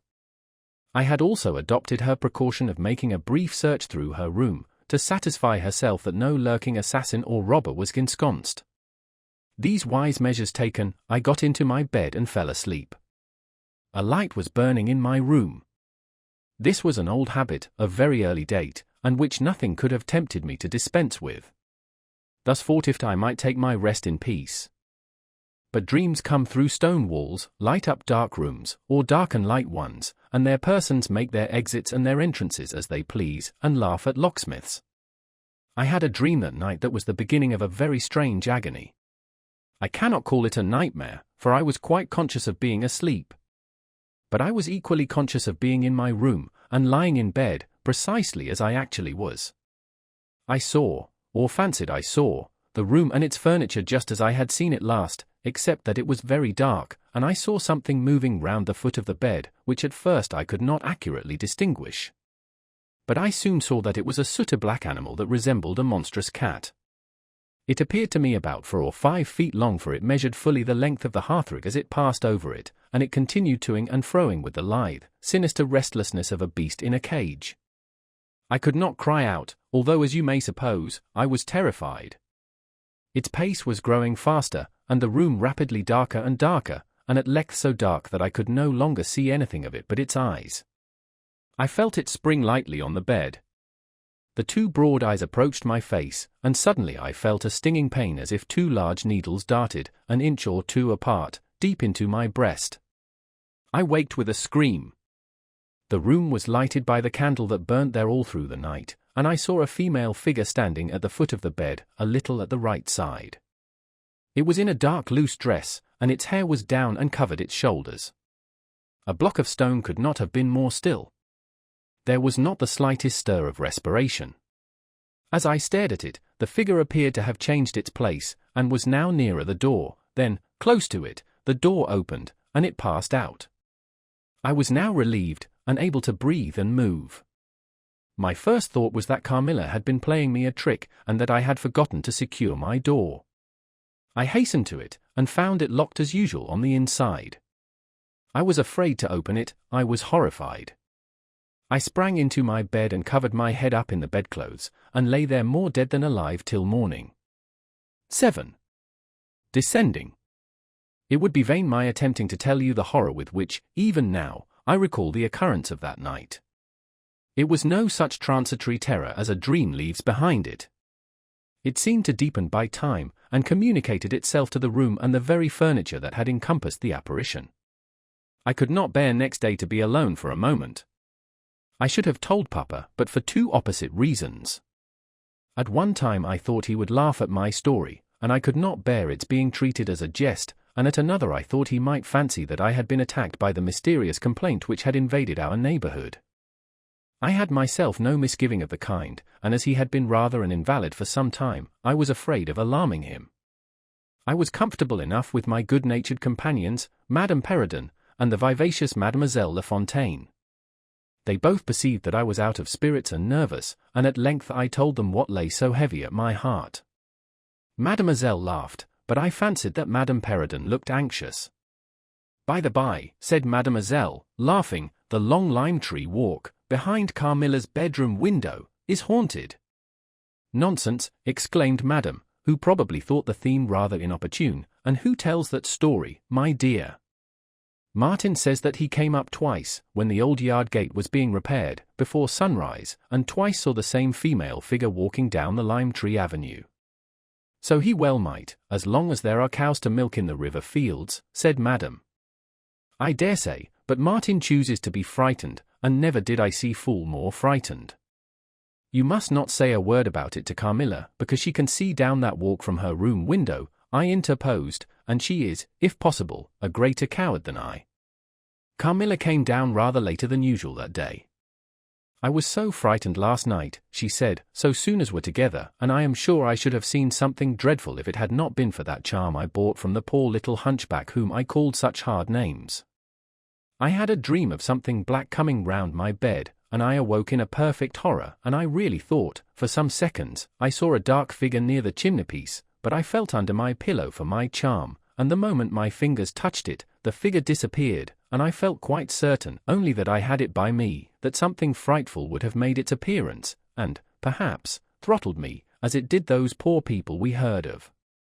"Well, listen to me," I began, and recounted my adventure, at the recital of which she appeared horrified. "And had you the charm near you?" she asked, earnestly. "No, I had dropped it into a china vase in the drawing-room, but I shall certainly take it with me tonight, as you have so much faith in it. At this distance of time I cannot tell you, or even understand, how I overcame my horror so effectually as to lie alone in my room that night. I remember distinctly that I pinned the charm to my pillow. I fell asleep almost immediately, and slept even more soundly than usual all night. Next night I passed as well. My sleep was delightfully deep and dreamless. But I wakened with a sense of lassitude and melancholy, which, however, did not exceed a degree that was almost luxurious. "Well, I told you so," said Carmilla, "when I described my quiet sleep. I had such delightful sleep myself last night. I pinned the charm to the breast of my nightdress. It was too far away the night before. I am quite sure it was all fancy, except the dreams. I used to think that evil spirits made dreams, but our doctor told me it is no such thing. Only a fever passing by, or some other malady, as they often do, he said, knocks at the door, and not being able to get in, passes on, with that alarm." "And what do you think the charm is?" said I. "It has been fumigated or immersed in some drug, and is an antidote against the malaria," she answered. "Then it acts only on the body?" "Certainly. You don't suppose that evil spirits are frightened by bits of ribbon, or the perfumes of a druggist's shop? No, these complaints, wandering in the air, begin by trying the nerves, and so infect the brain, but before they can seize upon you, the antidote repels them. That I am sure is what the charm has done for us. It is nothing magical, it is simply natural." I should have been happier if I could have quite agreed with Carmilla, but I did my best, and the impression was a little losing its force. For some nights I slept profoundly, but still every morning I felt the same lassitude, and a languor weighed upon me all day. I felt myself a changed girl. A strange melancholy was stealing over me, a melancholy that I would not have interrupted. Dim thoughts of death began to open, and an idea that I was slowly sinking took gentle, and, somehow, not unwelcome, possession of me.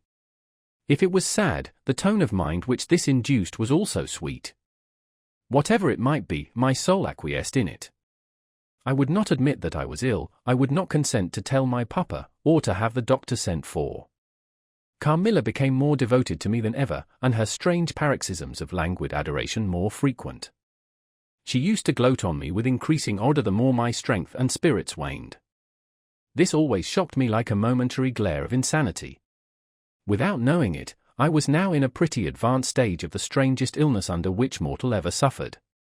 There was an unaccountable fascination in its earlier symptoms that more than reconciled me to the incapacitating effect of that stage of the malady. This fascination increased for a time, until it reached a certain point, when gradually a sense of the horrible mingled itself with it, deepening, as you shall hear, until it discolored and perverted the whole state of my life. The first change I experienced was rather agreeable. It was very near the turning point from which began the descent of avarice. Certain vague and strange sensations visited me in my sleep. The prevailing one was of that pleasant, peculiar cold thrill which we feel in bathing, when we move against the current of a river. This was soon accompanied by dreams that seemed interminable, and were so vague that I could never recollect their scenery and persons, or any one connected portion of their action. But they left an awful impression, and a sense of exhaustion, as if I had passed through a long period of great mental exertion and danger. After all these dreams there remained on waking a remembrance of having been in a place very nearly dark, and of having spoken to people whom I could not see, and especially of one clear voice, of a female's, very deep, that spoke as if at a distance, slowly, and producing always the same sensation of indescribable solemnity and fear.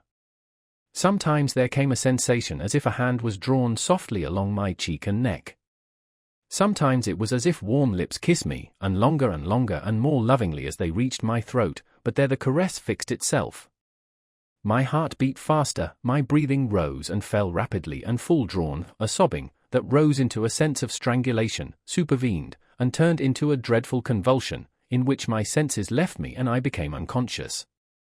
It was now 3 weeks since the commencement of this unaccountable state. My sufferings had, during the last week, told upon my appearance. I had grown pale, my eyes were dilated and darkened underneath, and the languor which I had long felt began to display itself in my countenance. My father asked me often whether I was ill, but, with an obstinacy which now seems to me unaccountable, I persisted in assuring him that I was quite well. In a sense this was true. I had no pain, I could complain of no bodily derangement. My complaint seemed to be one of the imagination, or the nerves, and, horrible as my sufferings were, I kept them, with a morbid reserve, very nearly to myself. It could not be that terrible complaint which the peasants called the eerie, for I had now been suffering for 3 weeks, and they were seldom ill for much more than 3 days, when death put an end to their miseries. Carmilla complained of dreams and feverish sensations, but by no means of so alarming a kind as mine. I say that mine were extremely alarming. Had I been capable of comprehending my condition, I would have invoked aid and advice on my knees. The narcotic of an unsuspected influence was acting upon me, and my perceptions were benumbed. I am going to tell you now of a dream that led immediately to an odd discovery. One night, instead of the voice I was accustomed to hear in the dark, I heard one, sweet and tender, and at the same time terrible, which said, "Your mother warns you to beware of the assassin." At the same time a light unexpectedly sprang up, and I saw Carmilla, standing, near the foot of my bed, in her white night-dress, bathed, from her chin to her feet, in one great stain of blood.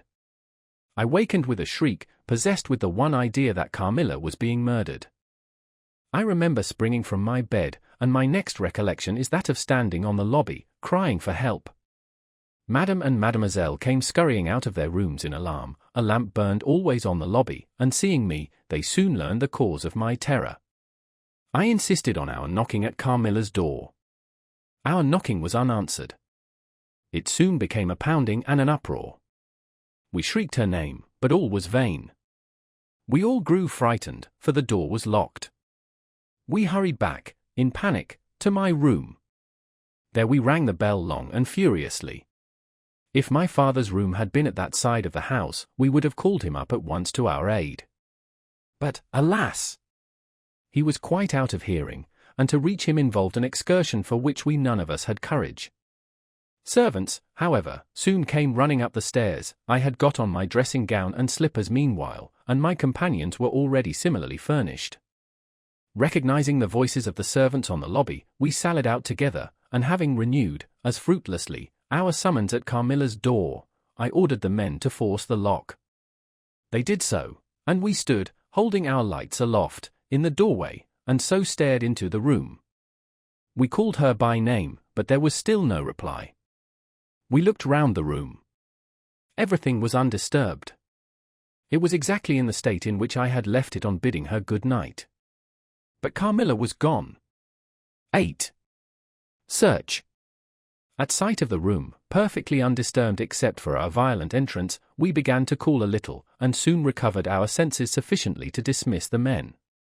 It had struck Mademoiselle that possibly Carmilla had been wakened by the uproar at her door, and in her first panic had jumped from her bed, and hid herself in a press, or behind a curtain, from which she could not, of course, emerge until the major-domo and his myrmidons had withdrawn. We now recommenced our search, and began to call her name again. It was all to no purpose. Our perplexity and agitation increased. We examined the windows, but they were secured. I implored of Carmilla, if she had concealed herself, to play this cruel trick no longer, to come out and to end our anxieties. It was all useless. I was by this time convinced that she was not in the room, nor in the dressing room, the door of which was still locked on this side. She could not have passed it. I was utterly puzzled. Had Carmilla discovered one of those secret passages which the old housekeeper said were known to exist in the Schloss, although the tradition of their exact situation had been lost? A little time would, no doubt, explain all, utterly perplexed as, for the present, we were. It was past 4 o'clock, and I preferred passing the remaining hours of darkness in Madame's room. Daylight brought no solution of the difficulty. The whole household, with my father at its head, was in a state of agitation next morning. Every part of the chateau was searched. The grounds were explored. No trace of the missing lady could be discovered. The stream was about to be dragged, my father was in distraction, what a tale to have to tell the poor girl's mother on her return. I, too, was almost beside myself, though my grief was quite of a different kind. The morning was passed in alarm and excitement. It was now 1 o'clock, and still no tidings. I ran up to Carmilla's room, and found her standing at her dressing table. I was astounded. I could not believe my eyes. She beckoned me to her with her pretty finger, in silence. Her face expressed extreme fear. I ran to her in an ecstasy of joy, I kissed and embraced her again and again. I ran to the bell and rang it vehemently, to bring others to the spot who might at once relieve my father's anxiety. "Dear Carmilla, what has become of you all this time? We have been in agonies of anxiety about you," I exclaimed. "Where have you been? How did you come back?" "Last night has been a night of wonders," she said. "For mercy's sake, explain all you can." "It was past 2 last night," she said, "when I went to sleep as usual in my bed, with my doors locked, that of the dressing room, and that opening upon the gallery. My sleep was uninterrupted, and, so far as I know, dreamless, but I woke just now on the sofa in the dressing room there, and I found the door between the rooms open, and the other door forced.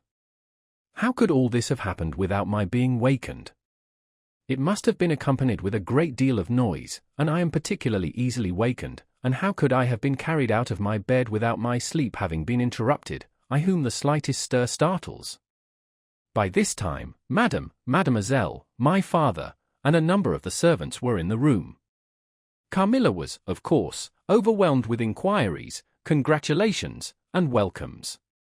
She had but one story to tell, and seemed the least able of all the party to suggest any way of accounting for what had happened.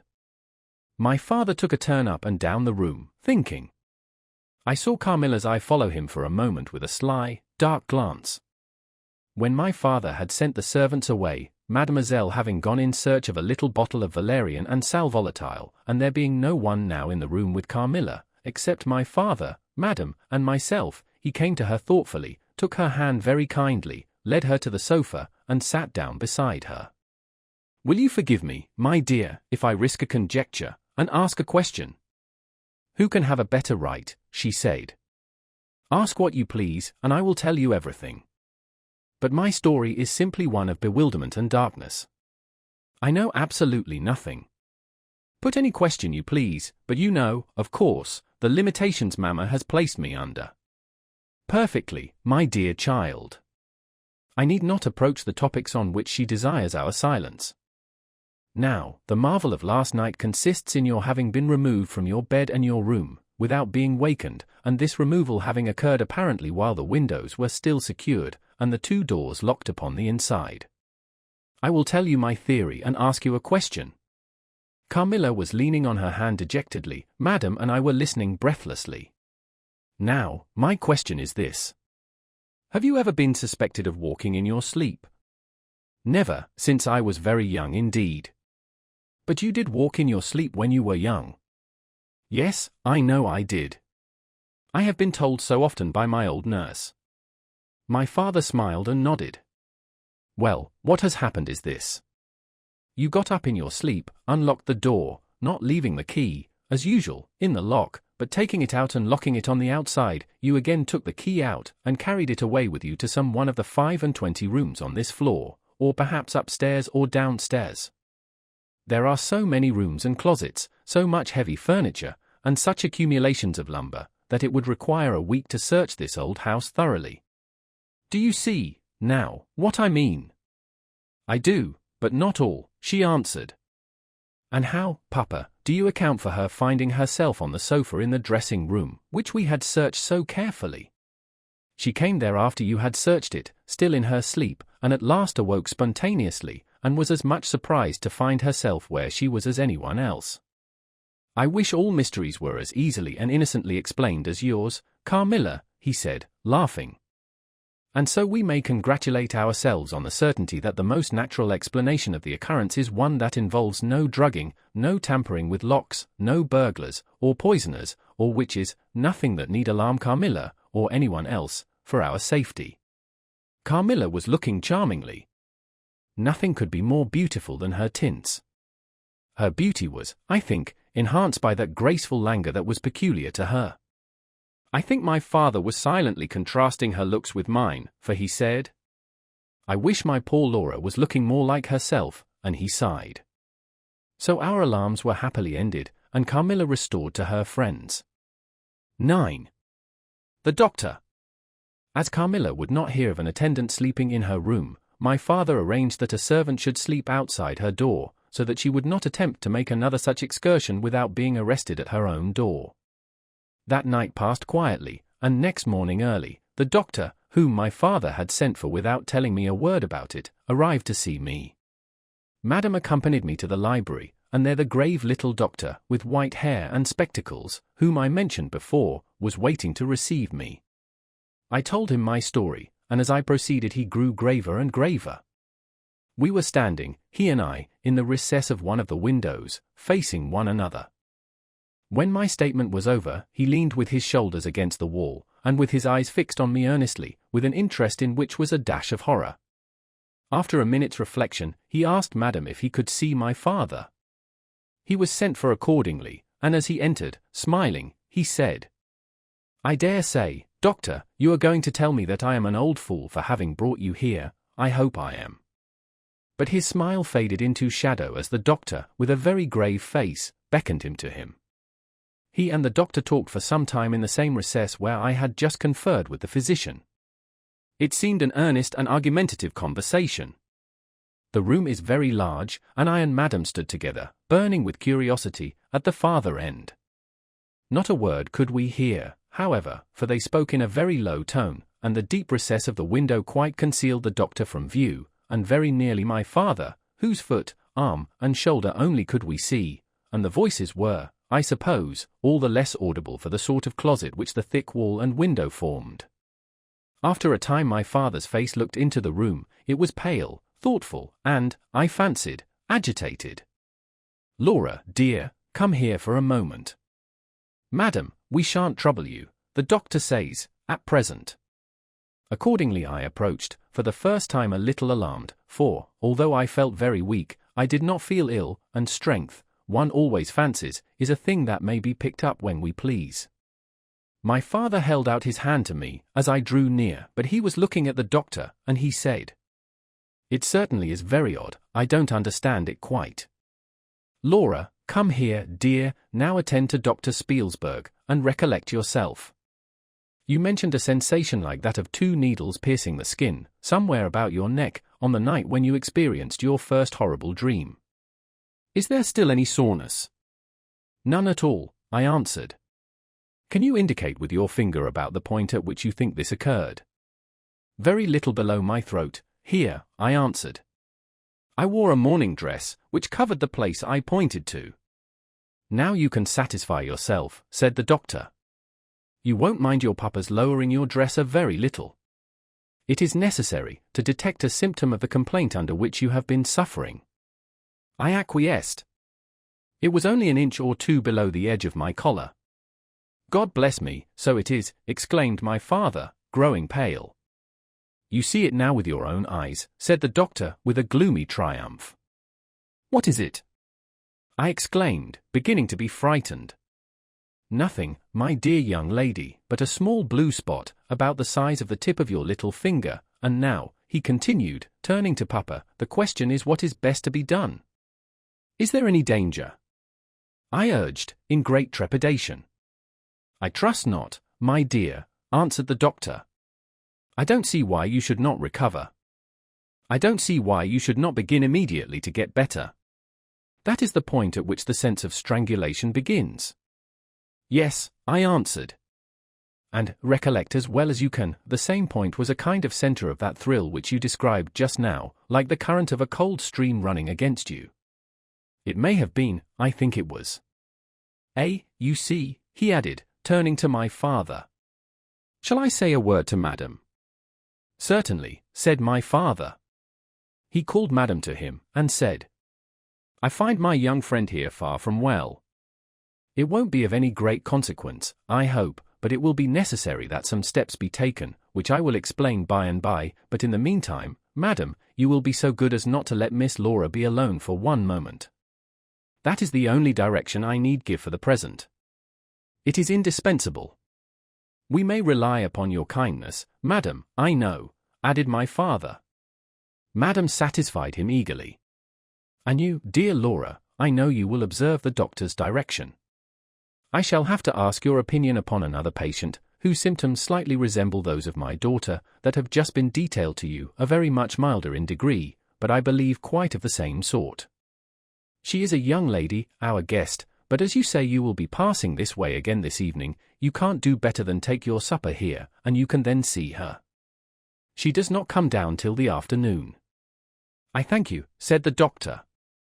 I shall be with you, then, at about 7 this evening. And then they repeated their directions to me and to Madam, and with this parting charge my father left us, and walked out with the doctor, and I saw them pacing together up and down between the road and the moat, on the grassy platform in front of the castle, evidently absorbed in earnest conversation. The doctor did not return. I saw him mount his horse there, take his leave, and ride away eastward through the forest. Nearly at the same time I saw the man arrive from Dranfield with the letters, and dismount and hand the bag to my father. In the meantime, Madam and I were both busy, lost in conjecture as to the reasons of the singular and earnest direction which the doctor and my father had concurred in imposing. Madam, as she afterwards told me, was afraid the doctor apprehended a sudden seizure, and that, without prompt assistance, I might either lose my life in a fit, or at least be seriously hurt. The interpretation did not strike me, and I fancied, perhaps luckily for my nerves, that the arrangement was prescribed simply to secure a companion, who would prevent my taking too much exercise, or eating unripe fruit, or doing any of the 50 foolish things to which young people are supposed to be prone. About half an hour after my father came in, he had a letter in his hand, and said, This letter had been delayed, it is from General Spielsdorf. He might have been here yesterday, he may not come till tomorrow, or he may be here today. He put the open letter into my hand, but he did not look pleased, as he used when a guest, especially one so much loved as the General, was coming. On the contrary, he looked as if he wished him at the bottom of the Red Sea. There was plainly something on his mind which he did not choose to divulge. Papa, darling, will you tell me this, said I, suddenly laying my hand on his arm, and looking, I am sure, imploringly in his face. Perhaps, he answered, smoothing my hair caressingly over my eyes. Does the doctor think me very ill?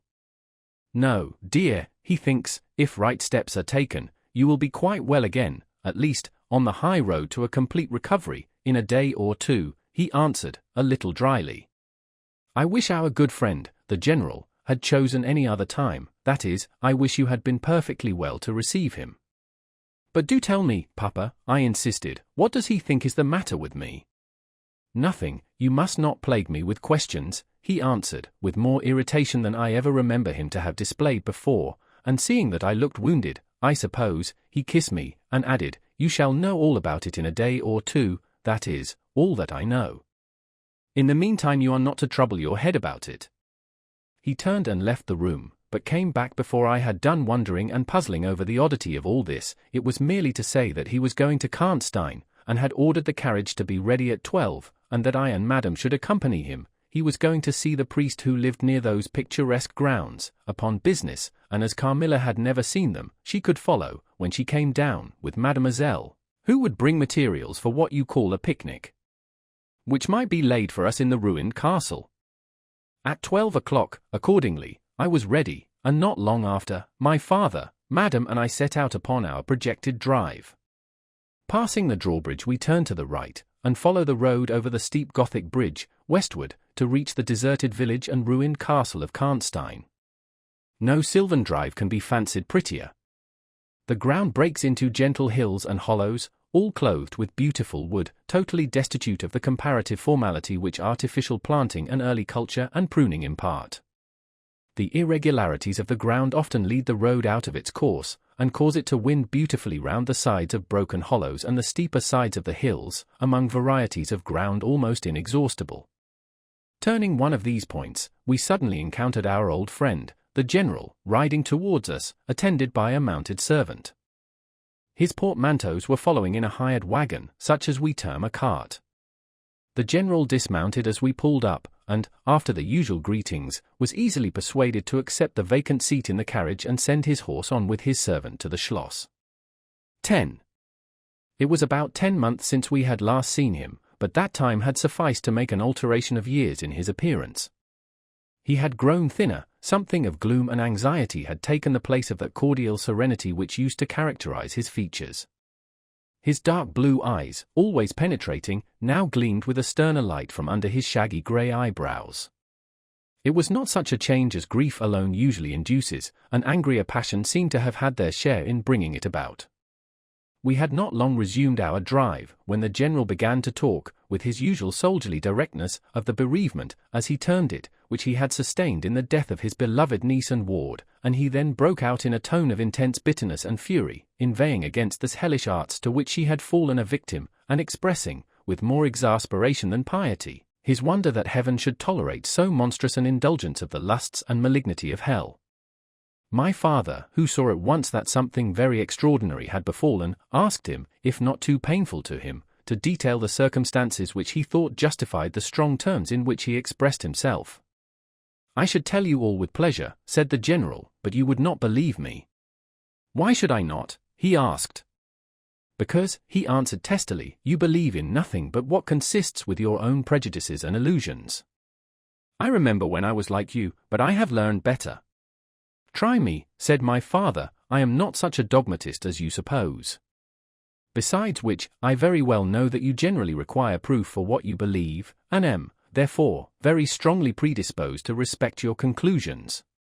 You are right in supposing that I have not been led lightly into a belief in the marvelous, for what I have experienced is marvelous, and I have been forced by extraordinary evidence to credit that which ran counter, diametrically, to all my theories. I have been made the dupe of a preternatural conspiracy." Notwithstanding his professions of confidence in the general's penetration, I saw my father, at this point, glance at the general, with, as I thought, a marked suspicion of his sanity. The general did not see it, luckily. He was looking gloomily and curiously into the glades and vistas of the woods that were opening before us. "You are going to the ruins of Karnstein," he said. "Yes, it is a lucky coincidence. Do you know I was going to ask you to bring me there to inspect them. I have a special object in exploring. There is a ruined chapel, ain't there, with a great many tombs of that extinct family?" "So there are, highly interesting," said my father. "I hope you are thinking of claiming the title and estates." My father said this gaily, but the general did not recollect the laugh, or even the smile, which courtesy exacts for a friend's joke. On the contrary, he looked grave and even fierce, ruminating on a matter that stirred his anger and horror. "Something very different," he said, gruffly. "I mean to unearth some of those fine people. I hope, by God's blessing, to accomplish a pious sacrilege here, which will relieve our earth of certain monsters, and enable honest people to sleep in their beds without being assailed by murderers." I have strange things to tell you, my dear friend, such as I myself would have scouted as incredible a few months since. My father looked at him again, but this time not with a glance of suspicion, with an eye, rather, of keen intelligence and alarm. The house of Karnstein, he said, has been long extinct, 100 years at least. My dear wife was maternally descended from the Karnsteins. But the name and title have long ceased to exist. The castle is a ruin, the very village is deserted, it is 50 years since the smoke of a chimney was seen there, not a roof left. Quite true. I have heard a great deal about that since I last saw you, a great deal that will astonish you. But I had better relate everything in the order in which it occurred, said the general. You saw my dear ward, my child, I may call her. No creature could have been more beautiful, and only 3 months ago none more blooming. Yes, poor thing. When I saw her last she certainly was quite lovely, said my father. I was grieved and shocked more than I can tell you, my dear friend, I knew what a blow it was to you. He took the general's hand, and they exchanged a kind pressure. Tears gathered in the old soldier's eyes. He did not seek to conceal them. He said, We have been very old friends, I knew you would feel for me, childless as I am. She had become an object of very near interest to me, and repaid my care by an affection that cheered my home and made my life happy. That is all gone. The years that remain to me on earth may not be very long, but by God's mercy I hope to accomplish a service to mankind before I die, and to subserve the vengeance of heaven upon the fiends who have murdered my poor child in the spring of her hopes and beauty. You said, just now, that you intended relating everything as it occurred, said my father. Pray do, I assure you that it is not mere curiosity that prompts me. By this time we had reached the point at which the Drunstall road, by which the general had come, diverges from the road which we were travelling to Karnstein. How far is it to the ruins? Inquired the general, looking anxiously forward. About half a league, answered my father. Pray let us hear the story you were so good as to promise. 11. The story. With all my heart, said the general, with an effort, and after a short pause in which to arrange his subject, he commenced one of the strangest narratives I ever heard. My dear child was looking forward with great pleasure to the visit you had been so good as to arrange for her to your charming daughter. Here he made me a gallant but melancholy bow. In the meantime we had an invitation to my old friend the Count Karlsfeld, whose schloss is about 6 leagues to the other side of Karnstein. It was to attend the series of fêtes which, you remember, were given by him in honor of his illustrious visitor, the Grand Duke Charles. Yes, and very splendid, I believe, they were, said my father. Princely. But then his hospitalities are quite regal. He has Aladdin's lamp. The night from which my sorrow dates was devoted to a magnificent masquerade. The grounds were thrown open, the trees hung with colored lamps. There was such a display of fireworks as Paris itself had never witnessed. And such music, you know, is my weakness, such ravishing music. The finest instrumental band, perhaps, in the world, and the finest singers who could be collected from all the great operas in Europe. As you wandered through these fantastically illuminated grounds, the moonlighted chateau throwing a rosy light from its long rows of windows, you would suddenly hear these ravishing voices stealing from the silence of some grove, or rising from boats upon the lake. I felt myself, as I looked and listened, carried back into the romance and poetry of my early youth. When the fireworks were ended, and the ball beginning, we returned to the noble suite of rooms that were thrown open to the dancers.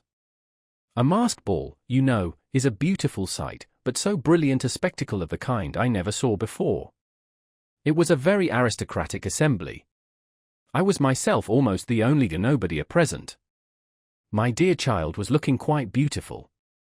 She wore no mask. Her excitement and delight added an unspeakable charm to her features, always lovely. I remarked a young lady, dressed magnificently, but wearing a mask, who appeared to me to be observing my ward with extraordinary interest. I had seen her, earlier in the evening, in the great hall, and again, for a few minutes, walking near us, on the terrace under the castle windows, similarly employed. A lady, also masked, richly and gravely dressed, and with a stately air, like a person of rank, accompanied her as a chaperone.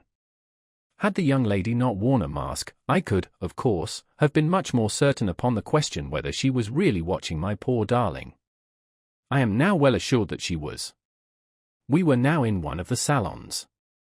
My poor dear child had been dancing, and was resting a little in one of the chairs near the door. I was standing near.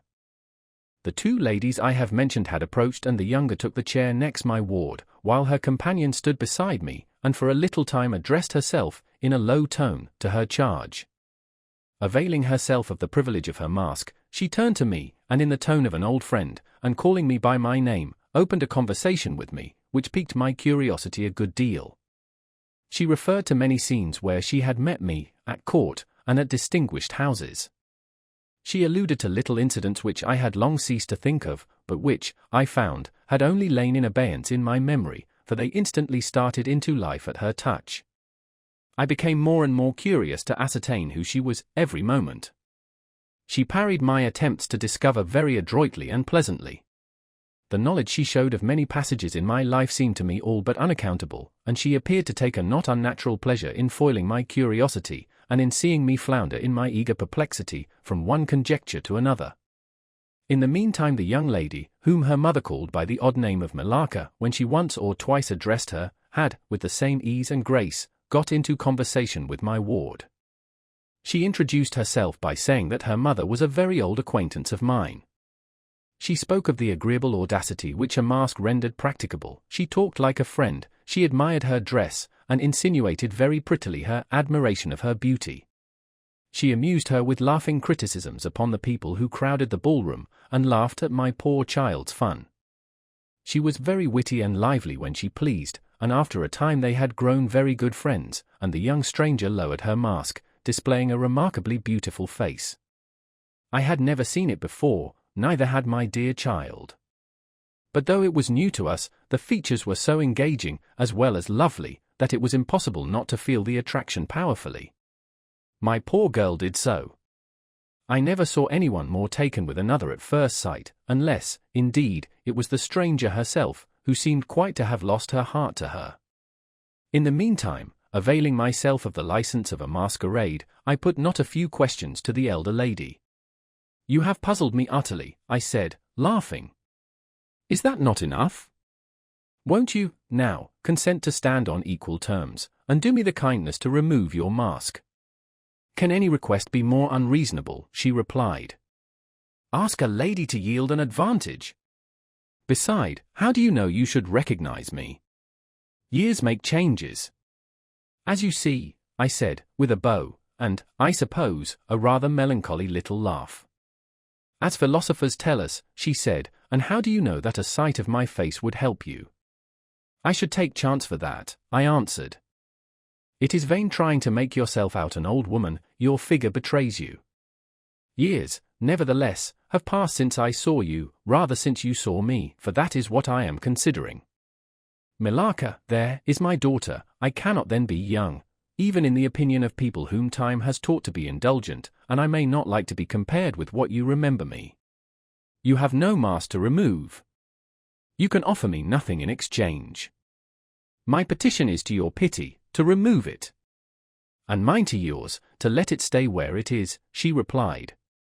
"Well, then, at least you will tell me whether you are French or German, you speak both languages so perfectly." "I don't think I shall tell you that, General. You intend a surprise, and are meditating the particular point of attack.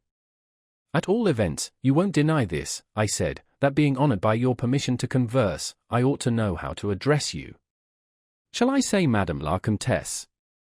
She laughed, and she would, no doubt, have met me with another evasion, if, indeed, I can treat any occurrence in an interview every circumstance of which was prearranged, as I now believe, with the profoundest cunning, as liable to be modified by accident. "As to that," she began, but she was interrupted, almost as she opened her lips, by a gentleman, dressed in black, who looked particularly elegant and distinguished, with this drawback, that his face was the most deadly pale I ever saw, except in death. He was in no masquerade, in the plain evening dress of a gentleman, and he said, without a smile, but with a courtly and unusually low bow, "Will Madame la Comtesse permit me to say a very few words which may interest her?" The lady turned quickly to him, and touched her lip in token of silence. She then said to me, "Keep my place for me, General, I shall return when I have said a few words." And with this injunction, playfully given, she walked a little aside with the gentleman in black, and talked for some minutes, apparently very earnestly. They then walked away slowly together in the crowd, and I lost them for some minutes. I spent the interval in cudgelling my brains for a conjecture as to the identity of the lady who seemed to remember me so kindly, and I was thinking of turning about and joining in the conversation between my pretty ward and the Countess's daughter, and trying whether, by the time she returned, I might not have a surprise in store for her, by having her name, title, chateau, and estates at my fingers' ends. But at this moment she returned, accompanied by the pale man in black, who said, "I shall return and inform Madame la Comtesse when her carriage is at the door." He withdrew with a bow. 12. A petition. "Then we are to lose Madame la Comtesse, but I hope only for a few hours," I said, with a low bow. "It may be that only, or it may be a few weeks." It was very unlucky his speaking to me just now as he did. "Do you now know me?" I assured her I did not. "You shall know me," she said, "but not at present. We are older and better friends than, perhaps, you suspect. I cannot yet declare myself. I shall in 3 weeks pass your beautiful Schloss, about which I have been making inquiries. I shall then look in upon you for an hour or two, and renew a friendship which I never think of without 1,000 pleasant recollections. This moment a piece of news has reached me like a thunderbolt. I must set out now, and travel by a devious route, nearly 100 miles, with all the dispatch I can possibly make. My perplexities multiply. I am only deterred by the compulsory reserve I practice as to my name from making a very singular request of you. My poor child has not quite recovered her strength. Her horse fell with her, at a hunt which she had ridden out to witness. Her nerves have not yet recovered the shock, and our physician says that she must on no account exert herself for some time to come. We came here, in consequence, by very easy stages, hardly 6 leagues a day. I must now travel day and night, on a mission of life and death, a mission the critical and momentous nature of which I shall be able to explain to you when we meet, as I hope we shall, in a few weeks, without the necessity of any concealment." She went on to make her petition, and it was in the tone of a person from whom such a request amounted to conferring, rather than seeking a favor. This was only in manner, and, as it seemed, quite unconsciously. Than the terms in which it was expressed, nothing could be more deprecatory. It was simply that I would consent to take charge of her daughter during her absence. This was, all things considered, a strange, not to say, an audacious request. She in some sort disarmed me, by stating and admitting everything that could be urged against it, and throwing herself entirely upon my chivalry. At the same moment, by a fatality that seems to have predetermined all that happened, my poor child came to my side, and, in an undertone, besought me to invite her new friend, Millarca, to pay us a visit. She had just been sounding her, and thought, if her mamma would allow her, she would like it extremely. At another time I should have told her to wait a little, until, at least, we knew who they were. But I had not a moment to think in. The two ladies assailed me together, and I must confess the refined and beautiful face of the young lady, about which there was something extremely engaging, as well as the elegance and fire of high birth, determined me, and, quite overpowered, I submitted, and undertook, too easily, the care of the young lady, whom her mother called Millarca. The Countess beckoned to her daughter, who listened with grave attention while she told her, in general terms, how suddenly and peremptorily she had been summoned, and also of the arrangement she had made for her under my care, adding that I was one of her earliest and most valued friends. I made, of course, such speeches as the case seemed to call for, and found myself, on reflection, in a position which I did not half like. The gentleman in black returned, and very ceremoniously conducted the lady from the room. The demeanor of this gentleman was such as to impress me with the conviction that the Countess was a lady of very much more importance than her modest title alone might have led me to assume. Her last charge to me was that no attempt was to be made to learn more about her than I might have already guessed, until her return. Our distinguished host, whose guest she was, knew her reasons. But here, she said, neither I nor my daughter could safely remain for more than a day. I removed my mask imprudently for a moment, about an hour ago, and, too late, I fancied you saw me. So I resolved to seek an opportunity of talking a little to you.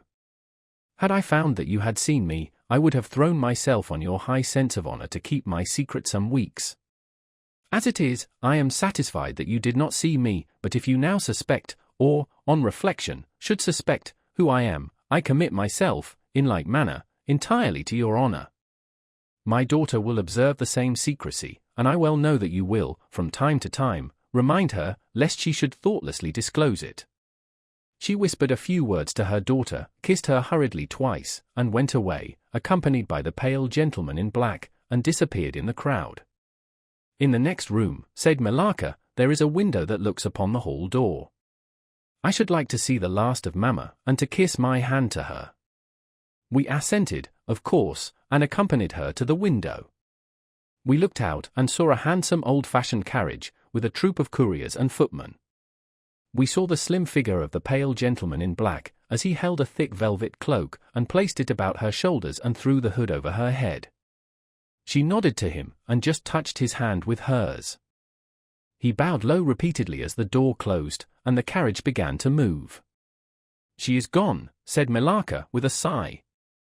She is gone, I repeated to myself, for the first time, in the hurried moments that had elapsed since my consent, reflecting upon the folly of my act. She did not look up, said the young lady, plaintively. The Countess had taken off her mask, perhaps, and did not care to show her face, I said, and she could not know that you were in the window.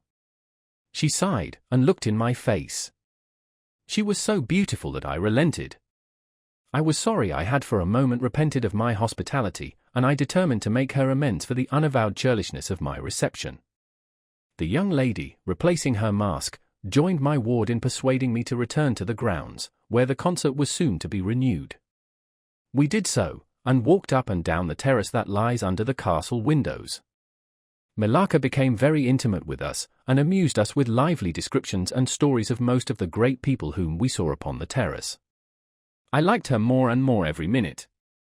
Her gossip, without being ill-natured, was extremely diverting to me, who had been so long out of the great world. I thought what life she would give to our sometimes lonely evenings at home. This ball was not over until the morning sun had almost reached the horizon. It pleased the Grand Duke to dance till then, so loyal people could not go away, or think of bed. We had just got through a crowded saloon, when my ward asked me what had become of Millarca. I thought she had been by her side, and she fancied she was by mine. The fact was, we had lost her. All my efforts to find her were vain. I feared that she had mistaken, in the confusion of a momentary separation from us, other people for her new friends, and had, possibly, pursued and lost them in the extensive grounds which were thrown open to us. Now, in its full force, I recognized a new folly in my having undertaken the charge of a young lady without so much as knowing her name, and fettered as I was by promises, of the reasons for imposing which I knew nothing. I could not even point my inquiries by saying that the missing young lady was the daughter of the Countess who had taken her departure a few hours before. Morning broke. It was clear daylight before I gave up my search. It was not till near 2 o'clock next day that we heard anything of my missing charge. At about that time a servant knocked at my niece's door, to say that he had been earnestly requested by a young lady, who appeared to be in great distress, to make out where she could find the General Baron Spielsdorf and the young lady his daughter, in whose charge she had been left by her mother. There could be no doubt, notwithstanding the slight inaccuracy, that our young friend had turned up, and so she had. Would to heaven we had lost her! She told my poor child a story to account for her having failed to recover us for so long. Very late, she said, she had got to the housekeeper's bedroom in despair of finding us, and had then fallen into a deep sleep which, long as it was, had hardly sufficed to recruit her strength after the fatigues of the ball. That day Millarca came home with us. I was only too happy, after all, to have secured so charming a companion for my dear girl. 13. The Woodman. There soon, however, appeared some drawbacks. In the first place, Millarca complained of extreme languor, the weakness that remained after her late illness, and she never emerged from her room till the afternoon was pretty far advanced. In the next place, it was accidentally discovered, although she always locked her door on the inside, and never disturbed the key from its place till she admitted the maid to assist at her toilet, that she was undoubtedly sometimes absent from her room in the very early morning, and at various times later in the day, before she wished it to be understood that she was stirring. She was repeatedly seen from the windows of the Schloss, in the first faint grey of the morning, walking through the trees, in an easterly direction, and looking like a person in a trance. This convinced me that she walked in her sleep. But this hypothesis did not solve the puzzle. How did she pass out from her room, leaving the door locked on the inside? How did she escape from the house without unbarring door or window? In the midst of my perplexities, an anxiety of a far more urgent kind presented itself. My dear child began to lose her looks and health, and that in a manner so mysterious, and even horrible, that I became thoroughly frightened. She was at first visited by appalling dreams, then, as she fancied, by a spectre, sometimes resembling Malacca, sometimes in the shape of a beast, indistinctly seen, walking round the foot of her bed, from side to side. Lastly came sensations. One, not unpleasant, but very peculiar, she said, resembled the flow of an icy stream against her breast.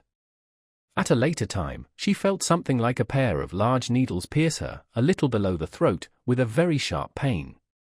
A few nights after, followed a gradual and convulsive sense of strangulation, then came unconsciousness. I could hear distinctly every word the kind old general was saying, because by this time we were driving upon the short grass that spreads on either side of the road as you approach the roofless village which had not shown the smoke of a chimney for more than half a century.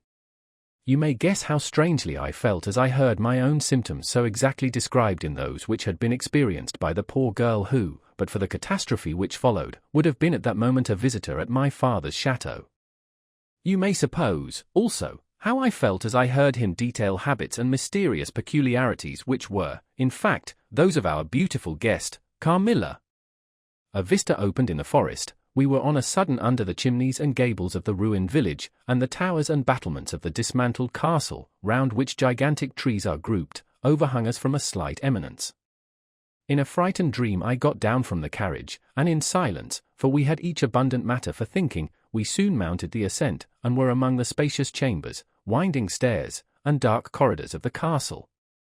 And this was once the palatial residence of the Karnsteins, said the old general at length, as from a great window he looked out across the village, and saw the wide, undulating expanse of forest. It was a bad family, and here its blood-stained annals were written, he continued. It is hard that they should, after death, continue to plague the human race with their atrocious lusts. That is the chapel of the Karnsteins, down there. He pointed down to the grey walls of the Gothic building partly visible through the foliage, a little way down the steep. And I hear the axe of a woodman, he added, busy among the trees that surround it. He possibly may give us the information of which I am in search, and point out the grave of Mircalla, Countess of Karnstein. These rustics preserve the local traditions of great families, whose stories die out among the rich and titled so soon as the families themselves become extinct. We have a portrait, at home, of Mircalla, the Countess Karnstein. Should you like to see it? Asked my father. Time enough, dear friend, replied the general. I believe that I have seen the original, and one motive which has led me to you earlier than I at first intended, was to explore the chapel which we are now approaching. What? See the Countess Mircalla, exclaimed my father. Why, she has been dead more than a century. Not so dead as you fancy, I am told, answered the general. I confess, general, you puzzle me utterly, replied my father, looking at him, I fancied, for a moment with a return of the suspicion I detected before. But although there was anger and detestation, at times, in the old general's manner, there was nothing flighty. There remains to me, he said, as we passed under the heavy arch of the Gothic church, for its dimensions would have justified its being so styled, but one object which can interest me during the few years that remain to me on earth, and that is to wreak on her the vengeance which, I thank God, may still be accomplished by a mortal arm. What vengeance can you mean? Asked my father, in increasing amazement. I mean, to decapitate the monster, he answered, with a fierce flush, and a stamp that echoed mournfully through the hollow ruin, and his clenched hand was at the same moment raised, as if it grasped the handle of an axe, while he shook it ferociously in the air. What? Exclaimed my father, more than ever bewildered. To strike her head off. Cut her head off. Aye, with a hatchet, with a spade, or with anything that can cleave through her murderous throat. You shall hear, he answered, trembling with rage. And hurrying forward he said, That beam will answer for a seat, your dear child is fatigued, let her be seated, and I will, in a few sentences, close my dreadful story. The squared block of wood, which lay on the grass-grown pavement of the chapel, formed a bench on which I was very glad to seat myself, and in the meantime the general called to the woodman, who had been removing some boughs which leaned upon the old walls, and, axe in hand, the hardy old fellow stood before us. He could not tell us anything of these monuments, but there was an old man, he said, a ranger of this forest, at present sojourning in the house of the priest, about 2 miles away, who could point out every monument of the old Karnstein family, and, for a trifle, he undertook to bring him back with him, if we would lend him one of our horses, in little more than half an hour. Have you been long employed about this forest? Asked my father of the old man. I have been a woodman here, he answered in his patois, under the forester, all my days, so has my father before me, and so on, as many generations as I can count up. I could show you the very house in the village here, in which my ancestors lived. How came the village to be deserted? Asked the general. It was troubled by revenants, sir, several were tracked to their graves, they're detected by the usual tests, and extinguished in the usual way, by decapitation, by the stake, and by burning, but not until many of the villagers were killed. But after all these proceedings according to law, he continued, so many graves opened, and so many vampires deprived of their horrible animation, the village was not relieved. But a Moravian nobleman, who happened to be travelling this way, heard how matters were, and being skilled, as many people are in his country, in such affairs, he offered to deliver the village from its tormentor. He did so thus, there being a bright moon that night, he ascended, shortly after sunset, the towers of the chapel here, from whence he could distinctly see the churchyard beneath him, you can see it from that window. From this point he watched until he saw the vampire come out of his grave, and place near it the linen clothes in which he had been folded, and then glide away towards the village to plague its inhabitants.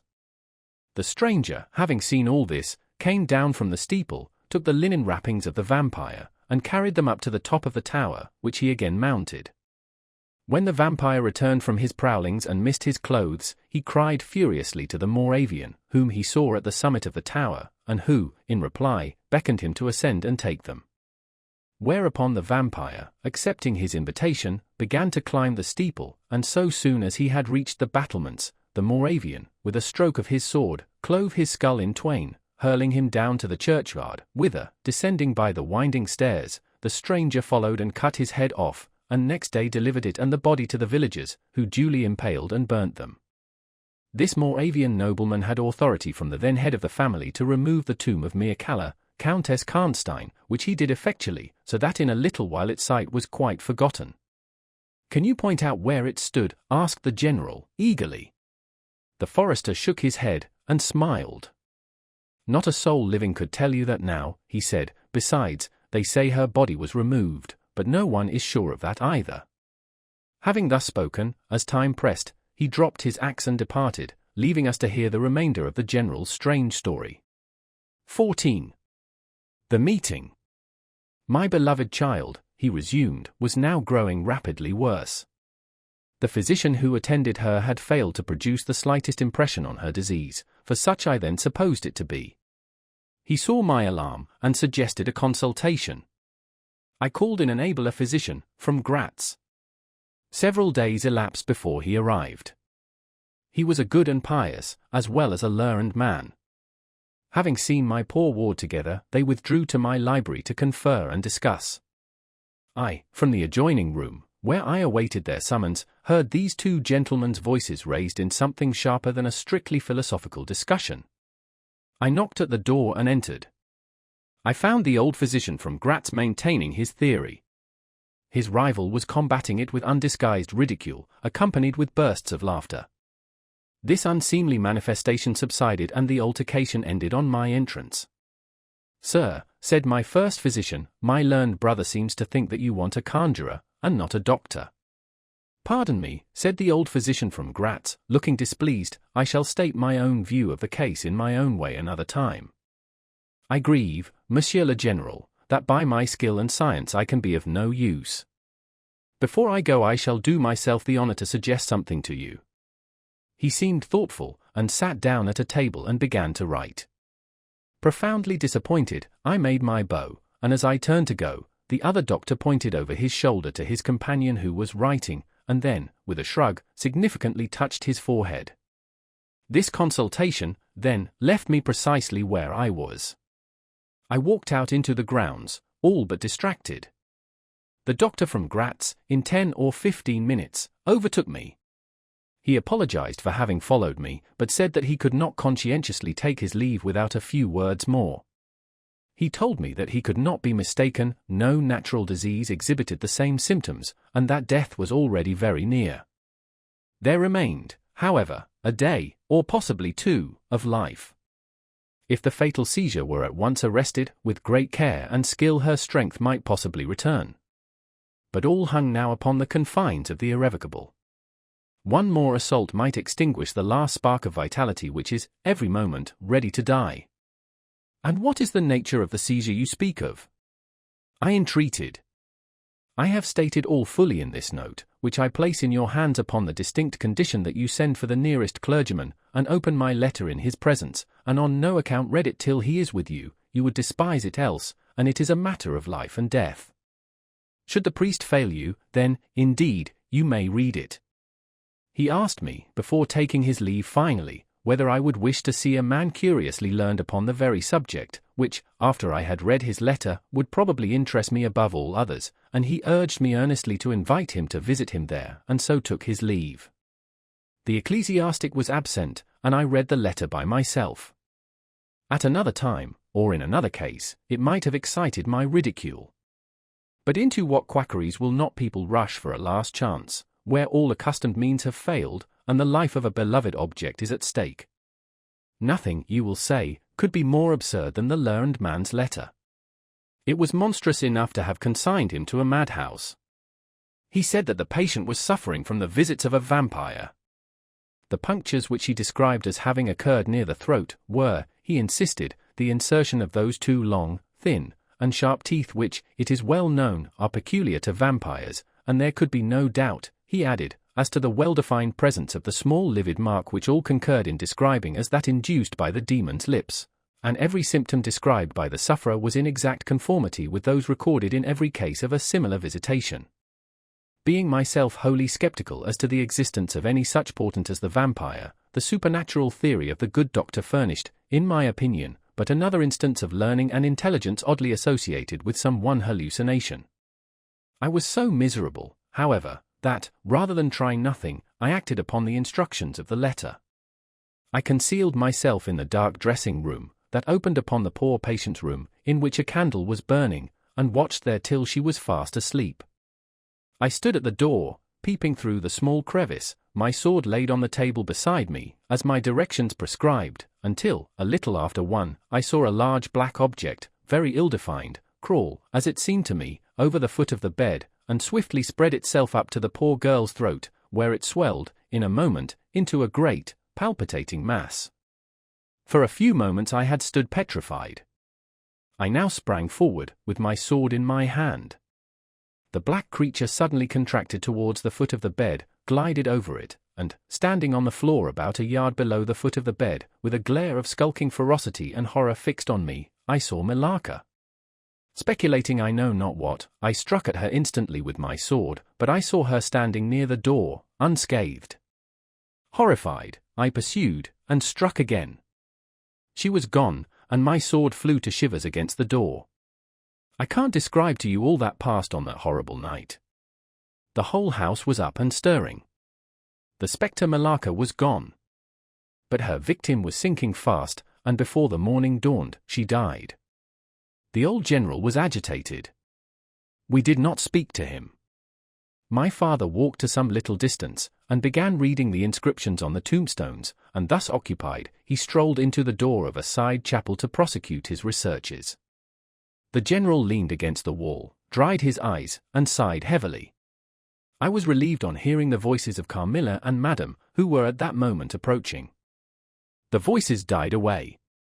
In this solitude, having just listened to so strange a story, connected, as it was, with the great and titled dead, whose monuments were mouldering among the dust and ivy round us, and every incident of which bore so awfully upon my own mysterious case, in this haunted spot, darkened by the towering foliage that rose on every side, dense and high above its noiseless walls, a horror began to steal over me, and my heart sank as I thought that my friends were, after all, not about to enter and disturb this triste and ominous scene.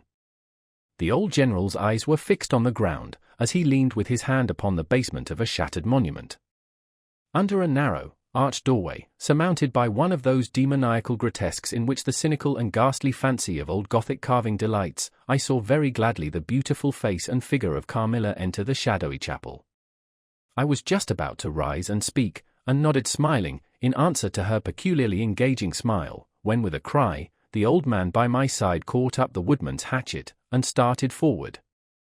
On seeing him a brutalized change came over her features. It was an instantaneous and horrible transformation, as she made a crouching step backwards.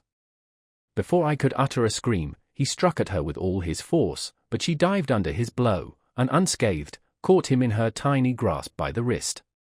He struggled for a moment to release his arm, but his hand opened, the axe fell to the ground, and the girl was gone. He staggered against the wall. His grey hair stood upon his head, and a moisture shone over his face, as if he were at the point of death. The frightful scene had passed in a moment. The first thing I recollect after, is Madame standing before me, and impatiently repeating again and again, the question, "Where is Mademoiselle Carmilla?" I answered at length, "I don't know, I can't tell, she went there," and I pointed to the door through which Madame had just entered, only a minute or two since. But I have been standing there, in the passage, ever since Mademoiselle Carmilla entered, and she did not return. She then began to call Carmilla, through every door and passage and from the windows, but no answer came. She called herself Carmilla, asked the general, still agitated. "Carmilla, yes," I answered. He said, "that is Millarca. That is the same person who long ago was called Mircalla, Countess Karnstein. Depart from this accursed ground, my poor child, as quickly as you can. Drive to the clergyman's house, and stay there till we come. Begone! May you never behold Carmilla more, you will not find her here." 15. Ordeal and Execution. As he spoke, one of the strangest-looking men I ever beheld entered the chapel at the door through which Carmilla had made her entrance and her exit. He was tall, narrow-chested, stooping, with high shoulders, and dressed in black. His face was brown and dried in with deep furrows. He wore an oddly-shaped hat with a broad leaf. His hair, long and grizzled, hung on his shoulders. He wore a pair of gold spectacles, and walked slowly, with an odd shambling gait, with his face sometimes turned up to the sky, and sometimes bowed down towards the ground, seemed to wear a perpetual smile. His long thin arms were swinging, and his lank hands, in old black gloves ever so much too wide for them, waving and gesticulating in utter abstraction. "The very man," exclaimed the general, advancing with manifest delight. "My dear Baron, how happy I am to see you. I had no hope of meeting you so soon." He signed to my father, who had by this time returned, and leading the fantastic old gentleman, whom he called the Baron, to meet him. He introduced him formally, and they at once entered into earnest conversation. The stranger took a roll of paper from his pocket, and spread it on the worn surface of a tomb that stood by. He had a pencil case in his fingers, with which he traced imaginary lines from point to point on the paper, which from their often glancing from it, together, at certain points of the building, I concluded to be a plan of the chapel. He accompanied, what I may term, his lecture, with occasional readings from a dirty little book, whose yellow leaves were closely written over. They sauntered together down the side aisle, opposite to the spot where I was standing, conversing as they went. Then they began measuring distances by paces, and finally they all stood together, facing a piece of the side wall, which they began to examine with great minuteness, pulling off the ivy that clung over it, and rapping the plaster with the ends of their sticks, scraping here, and knocking there. At length they ascertained the existence of a broad marble tablet, with letters carved in relief upon it. With the assistance of the woodman, who soon returned, a monumental inscription, and carved escutcheon, were disclosed. They proved to be those of the long-lost monument of Mircalla, Countess Karnstein. The old general, though not I fear given to the praying mood, raised his hands and eyes to heaven, in mute thanksgiving for some moments. "Tomorrow," I heard him say, "the commissioner will be here, and the inquisition will be held according to law." Then turning to the old man with the gold spectacles, whom I have described, he shook him warmly by both hands and said, "Baron, how can I thank you? How can we all thank you? You will have delivered this region from a plague that has scourged its inhabitants for more than a century. The horrible enemy, thank God, is at last tracked." My father led the stranger aside, and the general followed. I know that he had led them out of hearing, that he might relate my case, and I saw them glance often quickly at me as the discussion proceeded. My father came to me, kissed me again, and leading me from the chapel, said, "It is time to return, but before we go home, we must add to our party the good priest, who lives but a little way from this, and persuade him to accompany us to the Schloss." In this quest we were successful, and I was glad, being unspeakably fatigued when we reached home. But my satisfaction was changed to dismay, on discovering that there were no tidings of Carmilla. Of the scene that had occurred in the ruined chapel, no explanation was offered to me, and it was clear that it was a secret which my father for the present determined to keep from me. The sinister absence of Carmilla made the remembrance of the scene more horrible to me. The arrangements for the night were singular. 2 servants and madam were to sit up in my room that night, and the ecclesiastic with my father kept watch in the adjoining dressing room. The priest had performed certain solemn rites that night, the purport of which I did not understand any more than I comprehended the reason of this extraordinary precaution taken for my safety during sleep. I saw all clearly a few days later. The disappearance of Carmilla was followed by the discontinuance of my nightly sufferings. You have heard, no doubt, of the appalling superstition that prevails in Upper and Lower Styria, in Moravia, Silesia, in Turkish Serbia, in Poland, even in Russia, the superstition, so we must call it, of the vampire. If human testimony, taken with every care and solemnity, judicially, before commissions innumerable, each consisting of many members, all chosen for integrity and intelligence, and constituting reports more voluminous perhaps than exist upon any one other class of cases, is worth anything, it is difficult to deny, or even to doubt the existence of such a phenomenon as the vampire. For my part, one have heard no theory by which to explain what I myself have witnessed and experienced, other than that supplied by the ancient and well-attested belief of the country.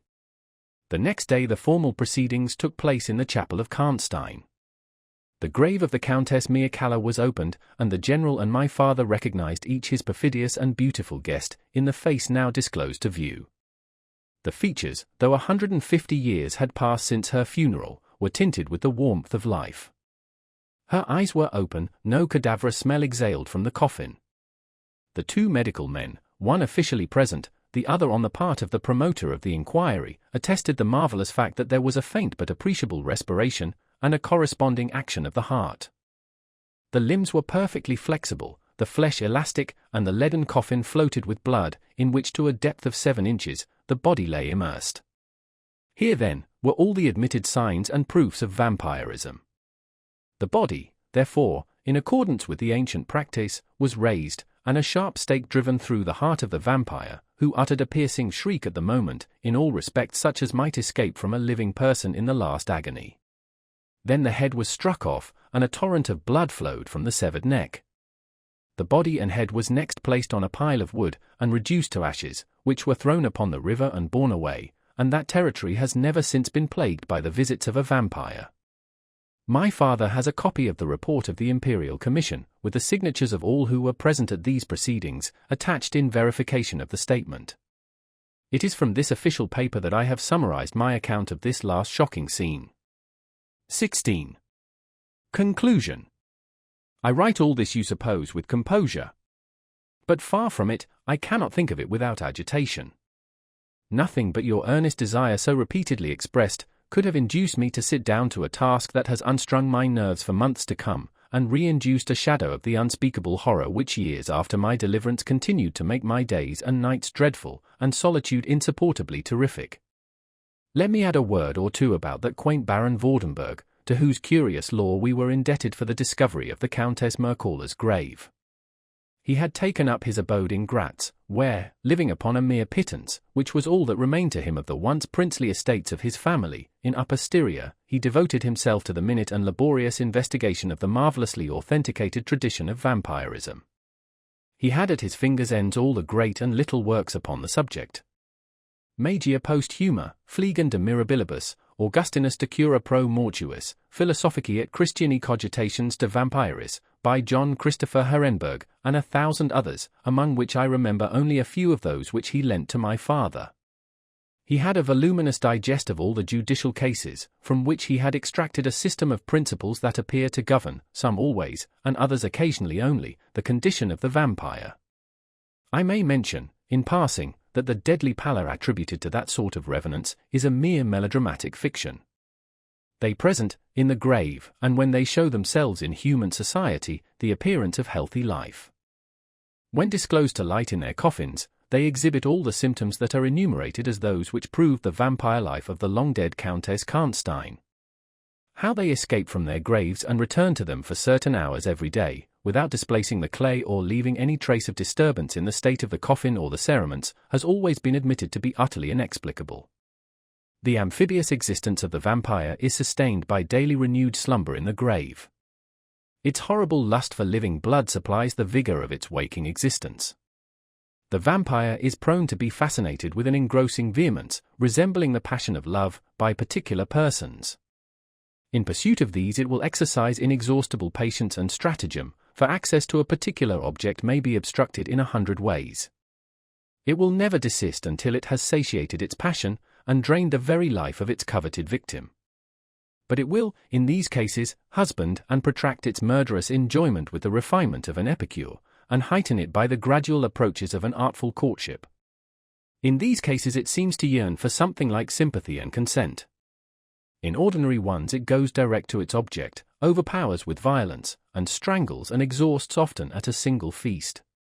The vampire is, apparently, subject, in certain situations, to special conditions. In the particular instance of which I have given you a relation, Mircalla seemed to be limited to a name which, if not her real one, should at least reproduce, without the omission or addition of a single letter, those, as we say, anagrammatically, which compose it. Carmilla did this, so did Milaka. My father related to the Baron Vordenberg, who remained with us for 2 or 3 weeks after the expulsion of Carmilla, the story about the Moravian nobleman and the vampire at Karnstein churchyard, and then he asked the Baron how he had discovered the exact position of the long-concealed tomb of the Countess Mircalla. The Baron's grotesque features puckered up into a mysterious smile, he looked down, still smiling on his worn spectacle case, and fumbled with it. Then looking up, he said, "I have many journals, and other papers, written by that remarkable man. The most curious among them is one treating of the visit of which you speak, to Karnstein. The tradition, of course, discolors and distorts a little. He might have been termed a Moravian nobleman, for he had changed his abode to that territory, and was, beside, a noble. But he was, in truth, a native of Upper Styria. It is enough to say that in very early youth he had been a passionate and favoured lover of the beautiful Mircalla, Countess Karnstein. Her early death plunged him into inconsolable grief. It is the nature of vampires to increase and multiply, but according to an ascertained and ghostly law. Assume, at starting, a territory perfectly free from that pest. How does it begin, and how does it multiply itself? I will tell you. A person, more or less wicked, puts an end to himself. A suicide, under certain circumstances, becomes a vampire. That spectre visits living people in their slumbers, they die, and almost invariably, in the grave, develop into vampires. This happened in the case of the beautiful Mircalla, who was haunted by one of those demons. My ancestor, Vordenberg, whose title I still bear, soon discovered this, and in the course of the studies to which he devoted himself, learned a great deal more. Among other things, he concluded that suspicion of vampirism would probably fall, sooner or later, upon the dead countess, who in life had been his idol. He conceived a horror, be she what she might, of her remains being profaned by the outrage of a posthumous execution. He has left a curious paper to prove that the vampire, on its expulsion from its amphibious existence, is projected into a far more horrible life, and he resolved to save his once beloved Mircalla from this. He adopted the stratagem of a journey here, a pretended removal of her remains, and a real obliteration of her monument. When age had stolen upon him, and from the veil of years, he looked back on the scenes he was leaving, he considered, in a different spirit, what he had done, and a horror took possession of him. He made the tracings and notes which have guided me to the very spot, and drew up a confession of the deception that he had practiced. If he had intended any further action in this matter, death prevented him, and the hand of a remote descendant has, too late for many, directed the pursuit to the lair of the beast. We talked a little more, and among other things he said was this. One sign of the vampire is the power of the hand. The slender hand of Mircalla closed like a vice of steel on the general's wrist when he raised the hatchet to strike. But its power is not confined to its grasp, it leaves a numbness in the limb it seizes, which is slowly, if ever, recovered from. The following spring my father took me a tour through Italy. We remained away for more than a year. It was long before the terror of recent events subsided, and to this hour the image of Carmilla returns to memory with ambiguous alternations, sometimes the playful, languid, beautiful girl, sometimes the writhing fiend I saw in the ruined church, and often from a reverie I have started, fancying I heard the light step of Carmilla at the drawing-room door.